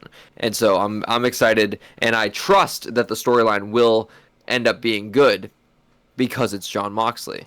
And I think when he is in this story, when he is whenever he's in a storyline where he's being put in a position to put a lot of passion behind it, it has always succeeded in my eyes. So I'm okay with it, and I'm excited to see what happens as the weeks go on. I'll definitely have to keep my eye on AEW from this point on. Now that Liam has almost kind of swayed me into liking this story, because I'll be honest with you, at first I wasn't really rocking with it all that much. I'm like, all right, heel Blackpool Combat Club, whatever. Like, it is what it is. But now I'm like, okay, maybe I'll have to tap in and see what's going on. Look at Liam selling Tony Khan some more fans. Hire this man. Anyway, Sports Illustrated just dropped, and I can't say just because this article says October 13th. Apparently it's a couple weeks old, but it's just now hitting the Twitter waves for some reason. Sports Illustrated posted an article titled "The 20 Greatest WWE Wrestlers of All Time." Now, Sports Illustrated is one of the most illustrious magazines in the history of what? What's a good the history of literature, I guess? The history of media. Media, okay, yeah, thank you. I'm like, the history of literature doesn't sound right for a magazine. Okay, so the history of media.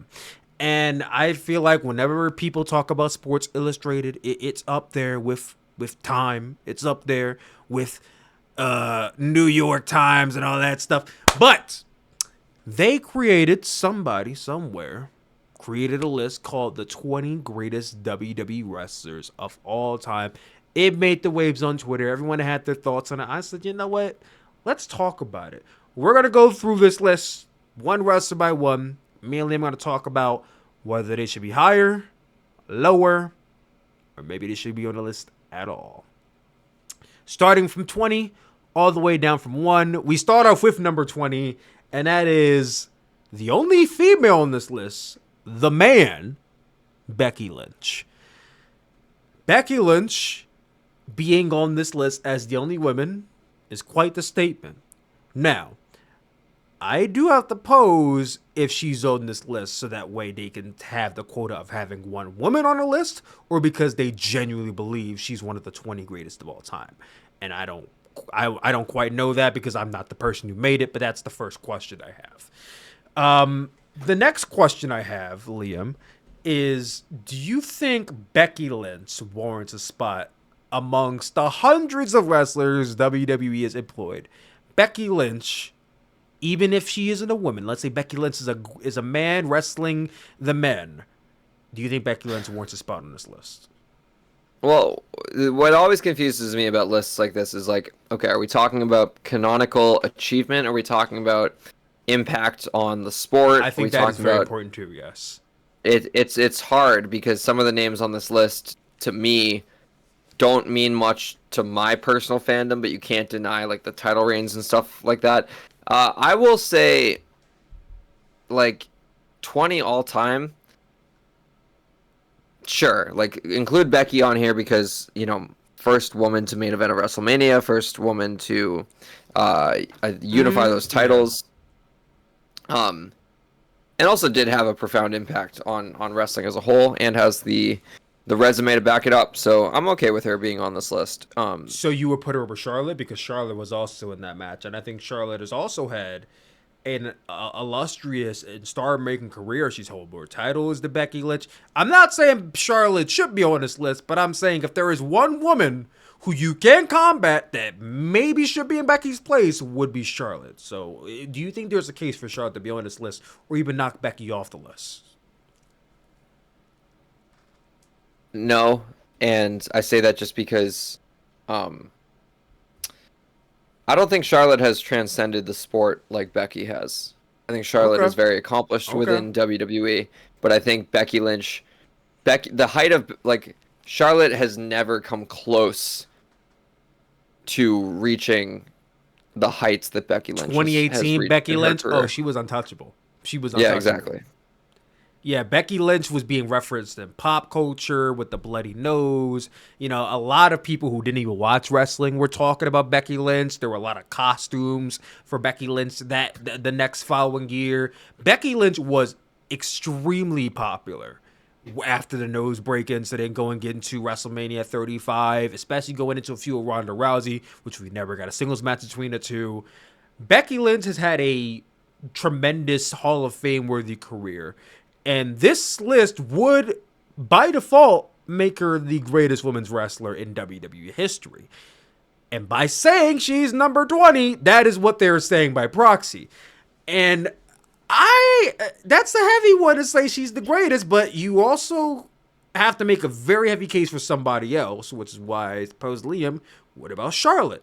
And if you start talking about, oh, what about Bianca? What about Asuka? What about this? It becomes less and less like, no, not really. Becky has the main event. She has the championships. The only thing she hasn't done is Money in the Bank, and she doesn't even need that.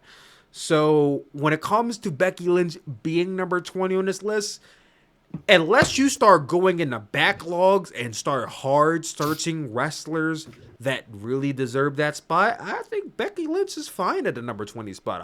I think she stays at number 20. And no high, no lower. I think she stays at number 20. Number 19, Mick Foley. Now, this includes his work as Mankind and Dude Love as Cactus Jack. Now, it doesn't say that on the list, but if you're saying Mick Foley, I'm assuming you're roping in all of his alter egos, too. When you rope in all the alter egos and all the monumentous moments we have gotten with Mick Foley being thrown off the cage, being thrown through a cage, through the mat, all the dastardly, nasty spots we have seen him take, all the great moments, all the, I can't say all great matches. He's had some, but most of them are not. Mick Foley will go down, and I don't mean this in an insulting way, but Mick Foley will go down as one of the greatest handyman WWE has ever had. And I gotta say handyman because it is very obvious that they have Mick Foley out there to take spots that nobody else wanted to take. And when you consider that, because when you talk about his legacy as champion, that is when it starts to dwindle. That is when you start talking about, oh, he was WWE champion 2-3 times. He has short reigns, mainly as transitional champions. You started to consider the fact that he was tag team champions with people as kind of like Gags with The Rock and Stock Connection, Stone Cold as Dude Love. When you talk about Cactus Jack, he didn't win any championships as Cactus Jack. When you talk about the fact that he never won a Royal Rumble, he retired like in the 2000s, so we can't talk about Money in the Bank, we can't talk about a lot of this other stuff. You know, it becomes harder to really warrant Mick Foley being in the top 20, and I'm not saying he shouldn't be in the top 30, but for me, I mean, I just don't know if I could put Mick Foley in the top 20, just for the fact that for as many great moments as he has had, he didn't really accomplish that much in his run. So I would say I would, if anything, I would put him below Becky, and maybe at best he could remain on the list number 20. But I might even knock him off completely. Liam, what do you think? I don't have much to say about Mick Foley. I didn't watch him live, so I can't really speak to anything he's done in his career. But from highlights, he profound impact on the sport. So, yeah, crossover star, ECW, WWE, a lot of different gimmicks, changed the perception of hardcore. So, yeah, for that alone, I think it deserves to be in the top 20. And honestly, I might put, when Becky is fully retired and her career is all said and done, maybe Becky and Mick switch spots. Yeah. Like I said, I think at best, if you want to keep Mick on the list, Becky goes over him at number 19. Moving on to number 18, we have Chris Jericho. Now, I was born a Jericho-holic. Chris Jericho was my all-time favorite wrestler up until 2021 when CM Punk returned, and CM Punk went from number 2 to number 1, and it's been number 1 ever since 2021. Chris Jericho's career stretches back to the 90s, and he has been the first undisputed champion in WWE's recent decade and millennium in history. He has been a multi-time IC champion, 9-time IC champion. He's been US champion. He's been in multiple great feuds. He is not main event at WrestleMania. That's like the one thing I could say he has not done, and likely will never do at this point. But beyond WWE, because Chris Jericho, for all that he has accomplished, Chris Jericho has always been a comfy number 2 or number 3 for WWE.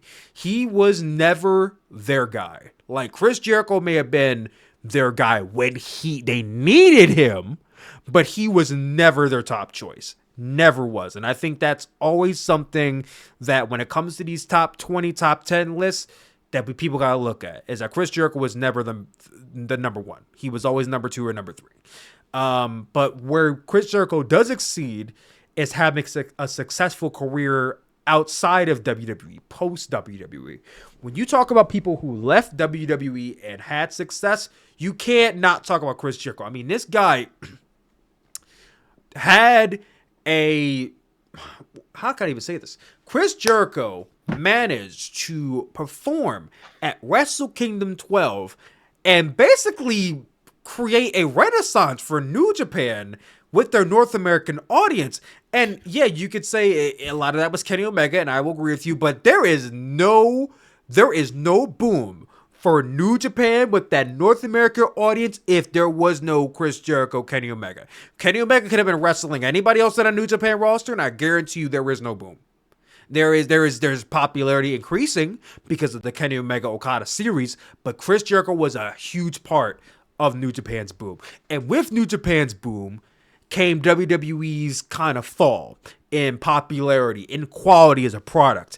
This became a big thing for independent circuits, which Chris Jericho started making his round on. Then AEW crept up, and who was the biggest signing for them? It was Chris Jericho, who really renaissance his career in his late 40s and early 50s, becoming the first AEW World Champion and almost in a way carrying AEW during that first year of COVID, him and Jon Moxley, Kenny Omega together.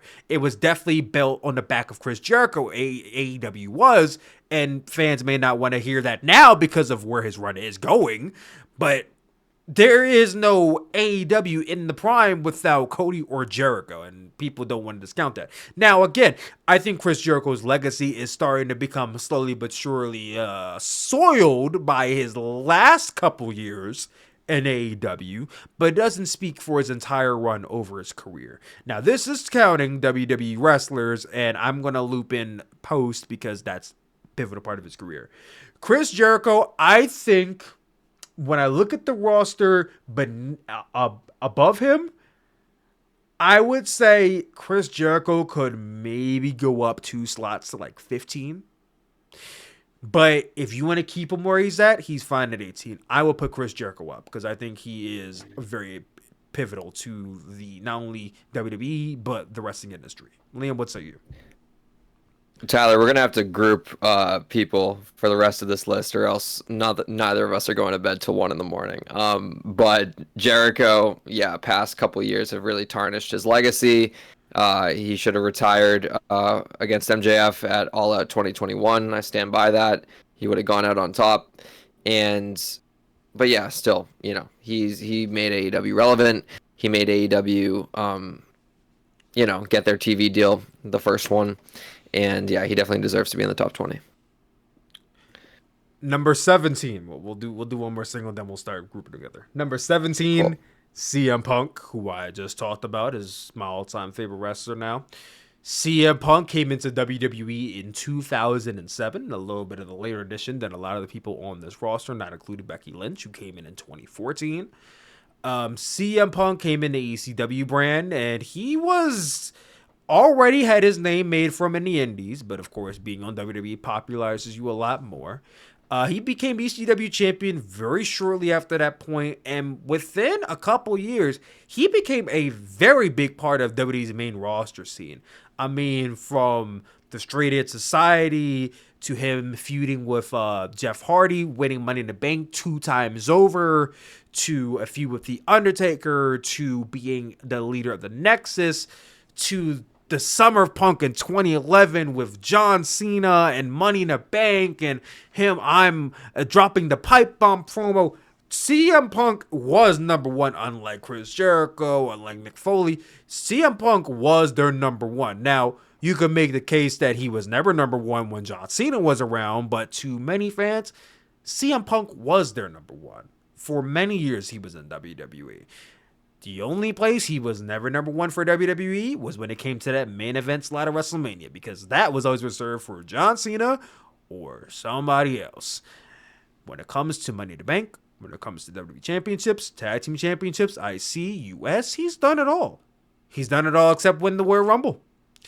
So when I look at CM Punk's legacy in WWE and the fact that he did it in such a short time, because the man left WWE in 2014 and didn't come back until 10 years later, he accomplished a lot in five or 6 years. For that, I would put CM Punk up further. I think you could put him towards like 12 or 13. What do you think, Liam? Punk definitely should be on this list. He is a cult figure in professional wrestling like no one else.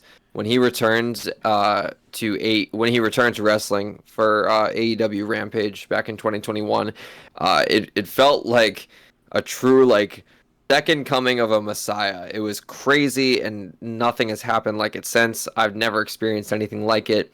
And no matter how you feel about CM Punk and any type of reports that go on about him, you can't help but be fascinated and feel like his segments are appointment television. So Punk is huge to the wrestling industry, and I would, given had other people on this list, I would probably sneak him as high as maybe 11, maybe even top 10. Yeah, for sure.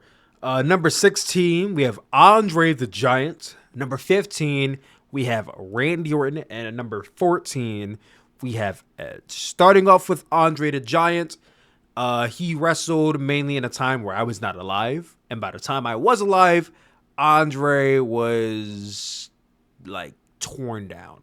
And by the time I started watching, he was no longer alive. So when it comes to Andre the Giant, I can't speak too much on him. What I can say is he is one of the most influential wrestlers of all time in terms of him being 7'4" and being really a monolith for what it is to be a giant in professional wrestling.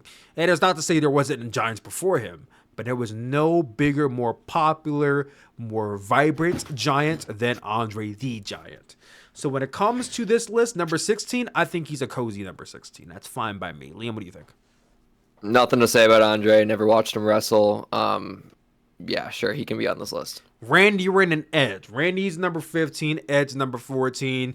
When you group them together, these guys started around the same time, albeit I think Edge had like 5 additional years on Randy Orton in WWE. When it comes to Randy Orton, I mean, you could talk about his whole career being the Apex Predator, the Viper. I mean, multiple time WWE World Champion, multiple time not tag team champion. Just multiple time main eventer at WrestleMania, and he did Money in the Bank. He did the Royal Rumble. Randy Orton has done it all in the business and has been a part of some of the most important moments and feuds in WWE history. So when I see him at number 15, I say he should be higher. I think Randy Orton should be in the top 10. I think it's actually pretty much of an indictment that he's at number 15, below Edge. And I love Edge, and I think Edge had a great career for himself as well. I would also put Edge higher, but I would put Randy over Edge. So I would probably say, if it's my list, I'd say Randy's like maybe number 9, Edge is 10. But Liam, what do you think? Yeah, for the time Edge lost in his career, I feel like for that reason alone, Randy should have one spot above him. And Randy, I agree, is someone who could warrant being in the top 10. And the only reason why he isn't is because he was never the guy during his, still 20-plus year career. He was always in John Cena or Batista's shadow within the grand scheme of the company. And so, similar to Jericho, Randy is super reliable and is someone that people won't fully appreciate until he's retired, which is wild to say because he's still very appreciated now, very clearly. But yeah, we won't fully understand what we had with Randy Orton until he retires. And yeah, I think he should be top 10. Shout out my boy Edge, though. Love Copeland. Shout out my boy Edge. I love that.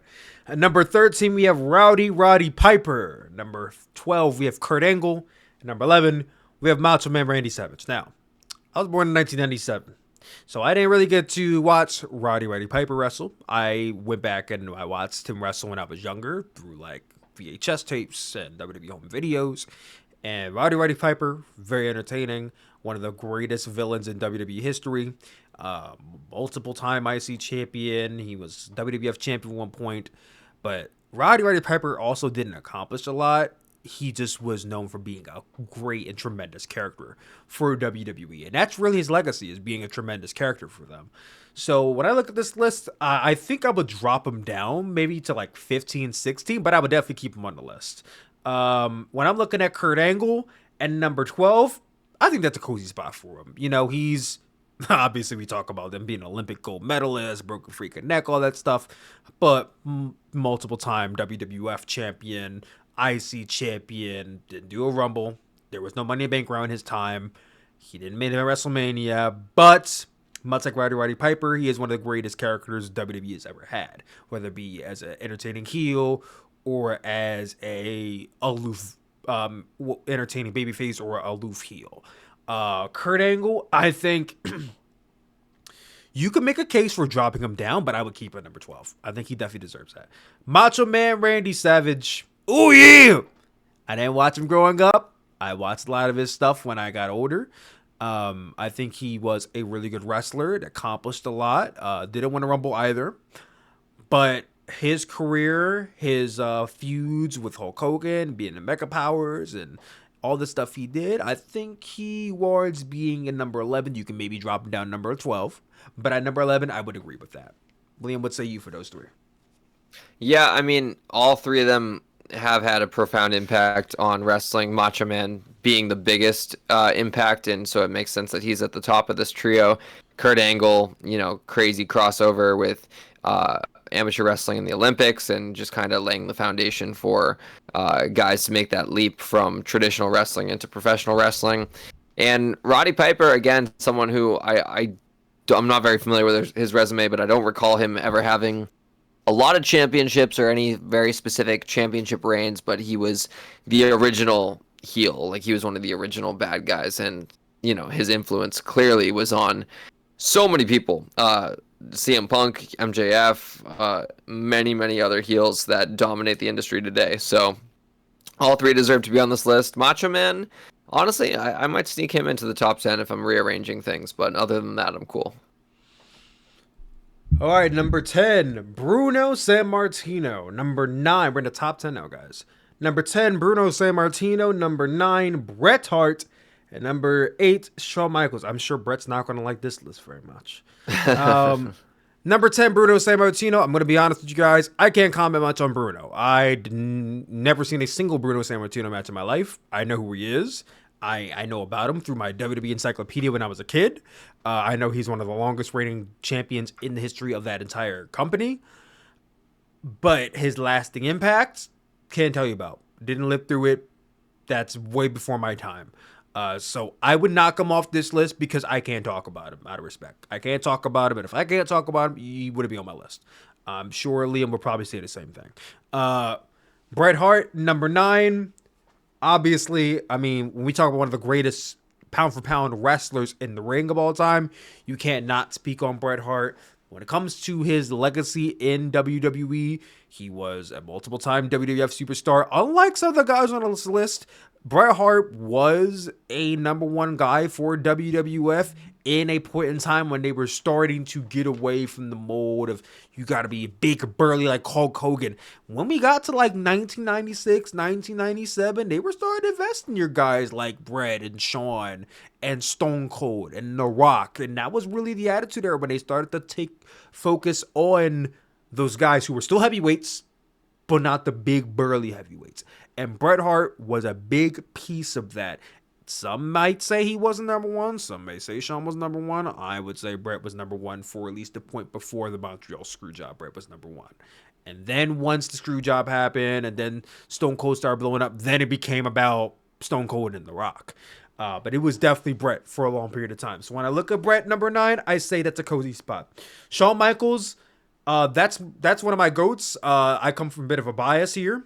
Shawn Michaels, he may not have won a bunch of mid-card titles, but he didn't need to because Shawn Michaels, WrestleMania main eventer, multiple times over, one of the greatest in-ring performers to ever do it in this business, one of the greatest characters, in one of the greatest tag teams, in one of the greatest factions, in some of the greatest moments in the history of this company, in some of the greatest feuds in the history of this company, now leading a charge with NXT and creating a new generation of wrestlers. Honestly, Shawn Michaels should be in top 5. He should be in top 5 without question, unequivocal. I think him being in the top 10 and number 8 is insulting. He could even be a number 3 if you make a good argument. Fuck it. He could be a number 1 if you make a good argument for that too, but I wouldn't go that far. I would say Shawn Michaels might be number 5 for me. What about you, Liam? Yeah, I mean, Brett is below Shawn because, unfortunately, injuries. Shawn, had a career that went well into the 2000s. He had multiple second comings within his career. The second half of his run was even, somebody even say, even better than the first half. Exactly. And yeah, I can't speak on Bruno. Again, he had a long title reign. That's all anyone really ever knows about Bruno Sammartino, from our generation at least.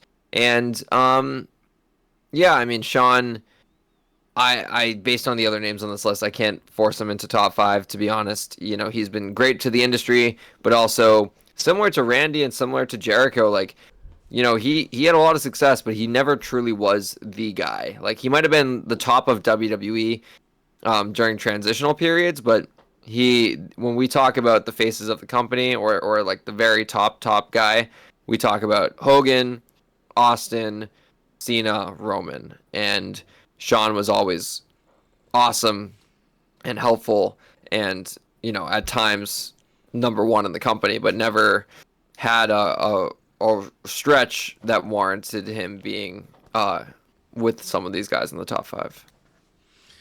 Of course. Now I apologize if I sound like I'm rambling or also not making sense or lethargic. I'm quite tired. Yeah, Liam had a bit of an oopsie earlier, and he had to take some pain meds, and it started to make him a little tired. And we're keeping him above his bev time, so we will wipe this up very soon. To be clear, I want to emphasize to the viewers what happened. I rock climb fairly frequently, and I have a lower tricep injury that often gets aggravated every time I climb. And today, I don't know why I was feeling good, but I tried something, and we had to take a lot of Advil, and the Advil is starting to wear off. I hear you, buddy. Don't worry, I won't keep you here too much longer. We're getting into the top 5 now. Number 7, Triple H. Number 6, The Undertaker. And number 5, Roman Reigns. Now, Triple H, much like Shawn Michaels, WrestleMania main eventer, and one of the greatest factions of all time, one of the greatest tag teams of all time, one of some of the greatest feuds of all time. Triple H is a multi-time WWE and WWF Tag Team Champion and has done it all. I mean, he's even won Royal Rumble 2 times. And he's created the next generation of stars with NXT in the early 2010s and even the main roster now. As great as Triple H is, I never thought he was better than Shawn Michaels. So if Shawn's number 5, Triple H is either number 7 or number 8. So he can stay at number 7, but he is not moving any further down. And that's where I'm going to say that. For The Undertaker, you could make a great case for Undertaker being number 2, number 1, number 3. I would keep it number 6. We're talking about one of the greatest characters in the history of that company. The Undertaker might be the greatest character in the history of that company. He is unique in many ways. He's won many championships, won the Royal Rumble. His legacy is untouched. But for me, and I think some of you might agree with this, what hurts his legacy and what prevents me from ever putting him in a top 5 list is the latter half of his career, when we got bad match after bad match after bad match after comeback after bad match. And for as great as The Undertaker was for the first 20 years of his career, the latter 5 years where he could have said I retired definitely ruins some of the appeal for The Undertaker. So when we talk about the greatest of all time, I cannot call him the greatest because I can't ignore the latter half of that career. Now, Roman Reigns is an interesting one because we're still living in Roman Reigns' reign. But when we talk about a man who has had 10 years in this company and has been a multiple time WWE champion, a multiple time WrestleMania main eventer against the fans' volition, but he has been a one-time Royal Rumble winner, never been Money in the Bank, but never had to be Money in the Bank winner, given how many times he's been in the WrestleMania main event. He's a part of the greatest storyline in WWE's history and has been part of some of the greatest moments in WWE's history. It is hard for anybody to make a case why Roman Reigns should not be in a top 10 list, period. When you get into the top 5, it's like, he's not retired yet, but given how much he has gotten and taken and been involved in, and again, a lot of it was against the fans' volition and their want, he's been a part of a lot and has done a lot. So you know what? Roman Reigns, number 5, I'll take it. I think he rocks there. Liam, what say you? Yeah, it's funny what you say about Taker, because I agree. Like, when I first got introduced to wrestling, Taker was still having his good WrestleMania matches, Triple H, WrestleMania 28, Punk 29. And then after a while, it kind of just became like this, like, if you didn't watch Taker every week growing up, all of a sudden it's this guy who comes in once a year and gets a super high profile match, and it traditionally underperformed. So I understand what your perspective is on Taker, and I also think number 6 is a good spot for him too. Triple H, again, similar to Orton, Jericho, always, longevity was awesome, and really talented guy.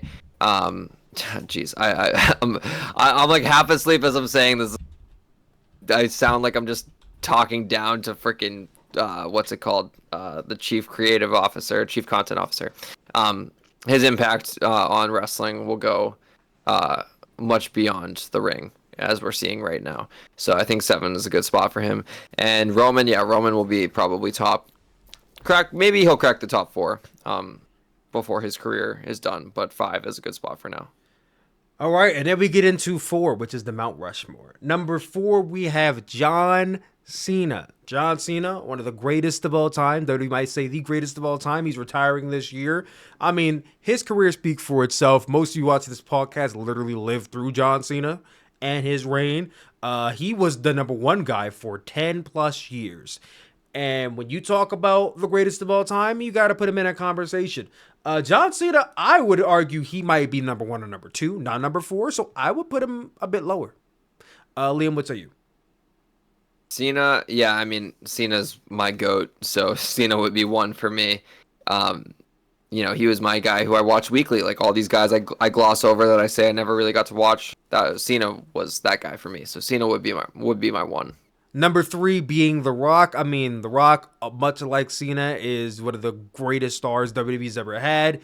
Multiple time WWF champion, Royal Rumble winner, all that stuff. The only thing about The Rock is that his run was very, very short. The Rock was only in WWE from 1996 to like 2001, and then it was a bit of a bridging period with Hollywood in 2001, 2002, 2003, but he really was only in WWE for like 6 to 7 years, and then he was gone, and then he came back, and ever since then it's been kind of on and off matches for over the last 15 years. So when it comes to The Rock, I think he's one of the greatest short runs in WWE's history. If he had more longevity, I think The Rock would easily be number 1, but because he was in WWE for only such a short time, I would say you could even make a case that Roman should be over The Rock in terms of their entire careers. I would knock The Rock up to number 5, not number 3. Liam, what say you? I agree. I wonder how much The Rock would be valued in the grand scheme of wrestling if he didn't have the Hollywood career that he had. Obviously, his 6 years of full-time wrestling with WWE led to a lot of great moments, but I feel like some of them are almost inflated because people look at that and they go, well, this is who he was before he became who he is today.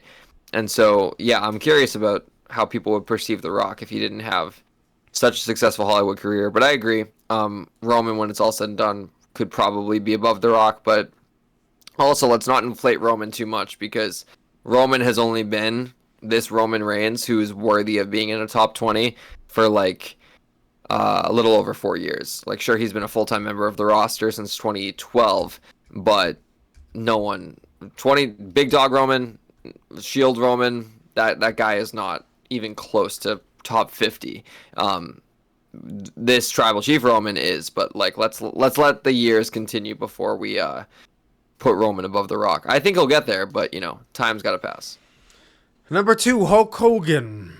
Listen, I'm not about to sit here and glaze this motherfucker. I'm going to be honest. A lot of y'all know how big and how important Hulk Hogan was to the industry. And in many ways, he saved the industry in the 80s with his run as Hulkamania, the Hulkster. Given some of the things I know about Hulk Hogan and his history with my people, I can't in good conscience I can't. Like, you call me biased, he's nowhere on my list. He doesn't exist. He's non-existent. If I'm going at this from a completely objective perspective, I think Hulk Hogan is top 5, but he is not number 2. He might be number 4. What say you, Liam? Yeah, I don't rock with Hulk Hogan. I don't think many people do nowadays. Obviously, his impact on just making wrestling mainstream can't be denied. I think the Netflix Mr. McMahon docuseries really emphasized how crucial Hogan was. But at the end of the day, I think a couple people could have filled that role. That Hogan was like cast to be Hulk Hogan. You know what I mean? Like there could have been someone else in that spot. And yeah, I think he tarnished a lot of his career, not even just in his personal life, with those mistakes, but stuff in TNA and I mean mostly just TNA. Like that took a lot of the aura of Hulk Hogan away. You'd never see someone like John Cena going to Ring of Honor to be their general manager for years. Yeah, I'm not going to waste much more time on Hogan. And number 1, Stone Cold Steve Austin, which I think many of you probably saw coming because he wasn't named on this list. Stone Cold Steve Austin being number 1 makes a lot of sense. There is no renaissance of professional wrestling without the feud between Stone Cold and The Rock, Stone Cold and Mr. McMahon. His career speaks for itself. The only thing I'm going to say about this is the only man on this list that you can make an argument should be over Stone Cold for number 1 spot is John Cena. Other than that, I think he earns the number 1 spot. What do you say, Leo? I agree with that. And again, Stone Cold's run was so short, in the grand scheme of everything. But obviously, Austin 316 changed wrestling forever. And yeah, it's hard. Stone Cold will always be in a top 4. But I don't know. I'm biased. I watched Cena. I didn't watch Stone Cold. And longevity's sake, merchandise sake, I don't know. Also, really quickly, I'm kind of shocked that Cody Flair Rhodes isn't on this list either. Yeah. Which is no Flair, crazy no because Cody. I think every single list I've ever seen, Ric Flair is on it somewhere, and there's no involvement with Ric Flair. You think Cody deserves to be on this list? Yeah. After his WWE run is all said and done, I think he will absolutely be on this list. But also, like, geez, he's changed wrestling forever. I think that's a discussion with AEW for another and everything. video. Cody being in the top 20 list. You think Cody, like, now since I think about it, you think Becky Lynch deserves to be on this list ahead of Cody? Dude, Genuinely. we're gonna open a whole new can of worms getting to this discussion. You're right, bro. I'm too tired for this. It's up to you, man. We can talk about it all day. We can wait till next week. No. This is if you're watching this right now and you want to have a discussion, drop a comment. We'll comment. We'll talk about it next week, guys. But I did want to talk about some movies, but Liam is about to pass out here. So Liam, do you have the energy to do our draft battle? We can do the draft battle. Yeah, I will skip everything else. Spider-Man 4 is 2026. I'm hyped for it. Let's go. Okay.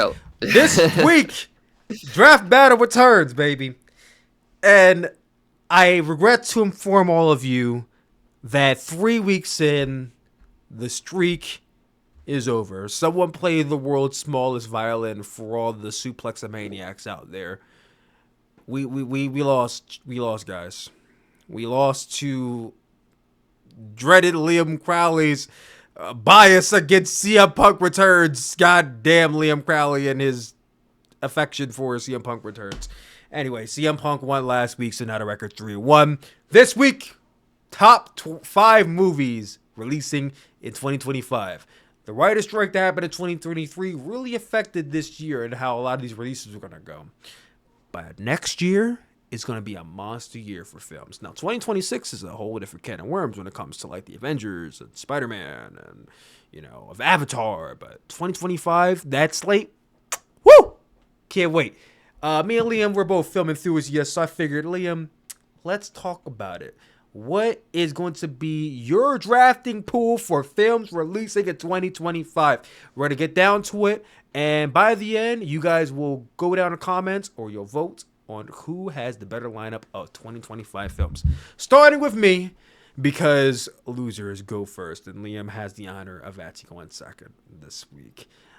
Starting off with number 1 on my list, I gotta go with Fantastic Four: First Steps, releasing on July 25th, 2025.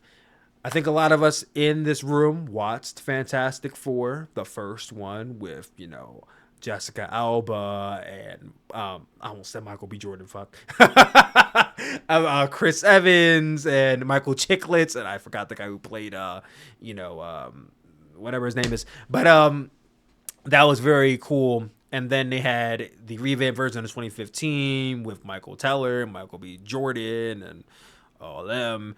And now we're circling back with Pedro Pascal and the guy from Stranger Things, whose name I'm forgetting. Joseph Quinn. Joseph Quinn, thank you very much. But it's very awesome to see this. And it is the film that will lead right into the Avengers Doomsday. So it's a very integral film in 2025. And for that reason, it is going to be my number 1. My number 1 is going to be Superman, formerly titled Superman Legacy. It's kicking off the DC worlds. It wasn't my number 1 pick, but I have movies in the arsenal that I don't think are even on Tyler's radar, so I got to play strategically here. There's a lot riding on this movie, and I'm just genuinely curious to see what the first glance into this DC universe looks like. And it's been too long since we've had a Superman movie, so Superman is my first pick. My number 2 is going to be Avatar: Fire and Ash, releasing on December 19th, 2025. When we talk about movies that are integral to the film industry, you can't look no further than James Cameron's series Avatar and Avatar: The Way of Water.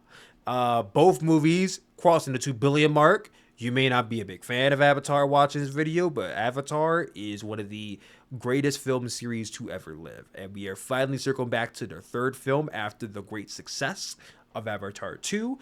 And I thought Avatar 2 was one of the best movies of the 2020s. So circling back this time around, I think we're in for another one. So the 3rd Avatar film, Avatar: Fire and Ash, is my number 2.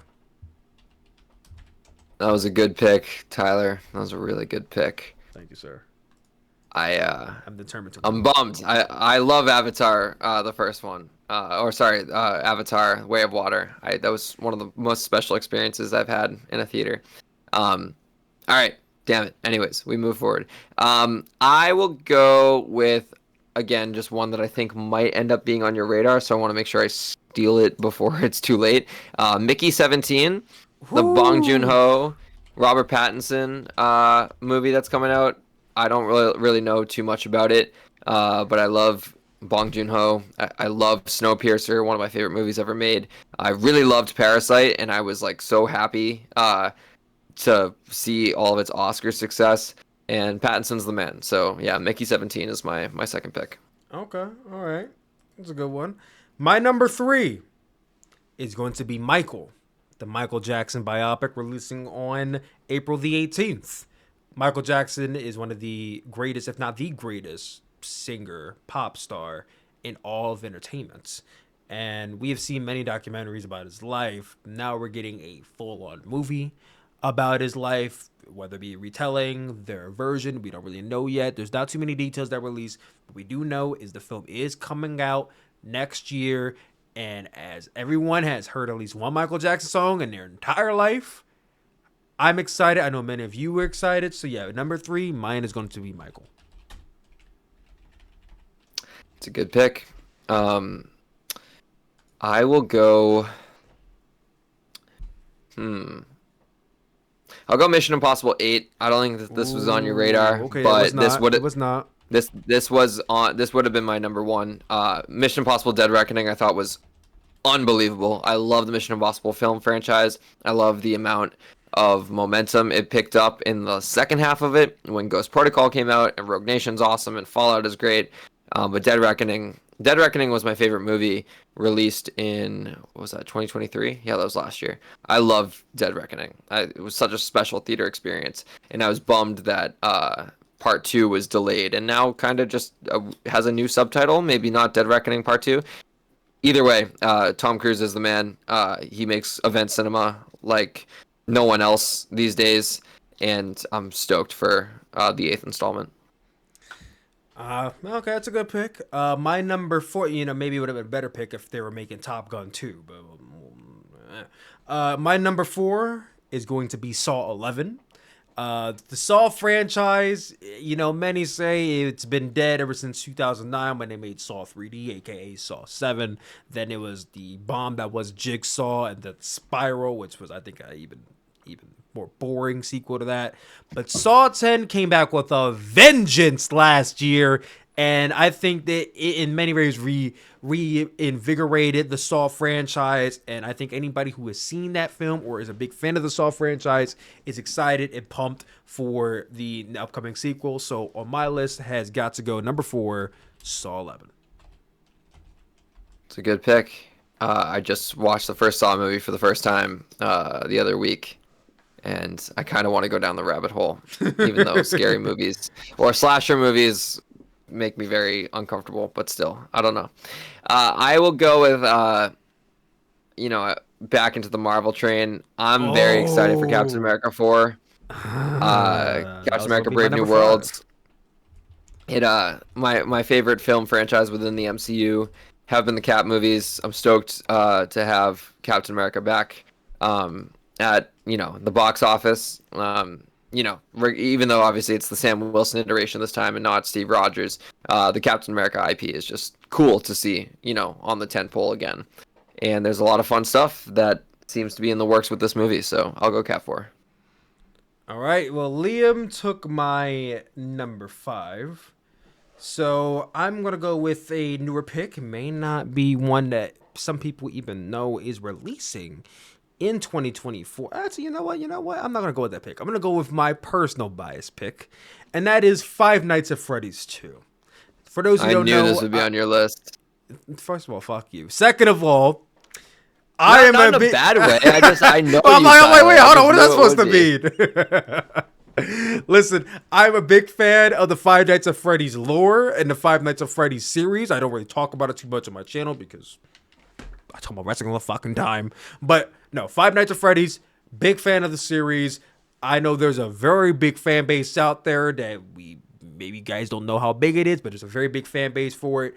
The first film didn't do incredible in the box office, but it did well enough for them to warrant doing a second one. And I know this one is going to hit on all cylinders because it's focusing on the toy animatronics, which I can't wait to see on my big screen. So my number 5 has got to be Five Nights at Freddy's 2.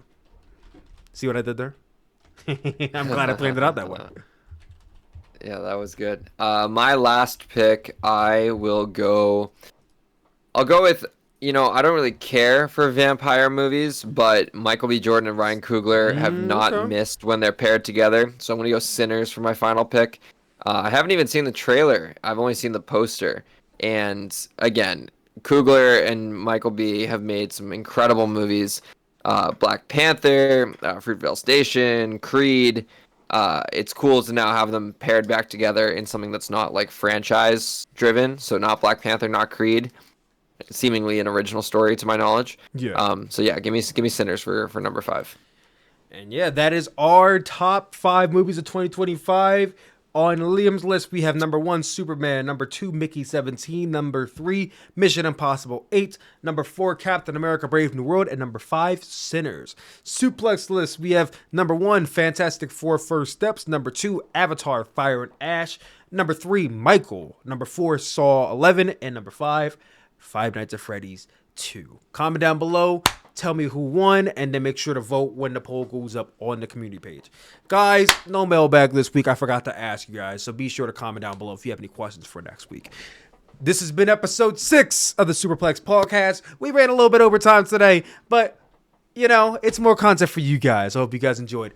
Liam's about to go get knocked out. I'm about to go get my 5 hours of sleep and then stream Chromacopia at 6 a.m., like all of you should be as well.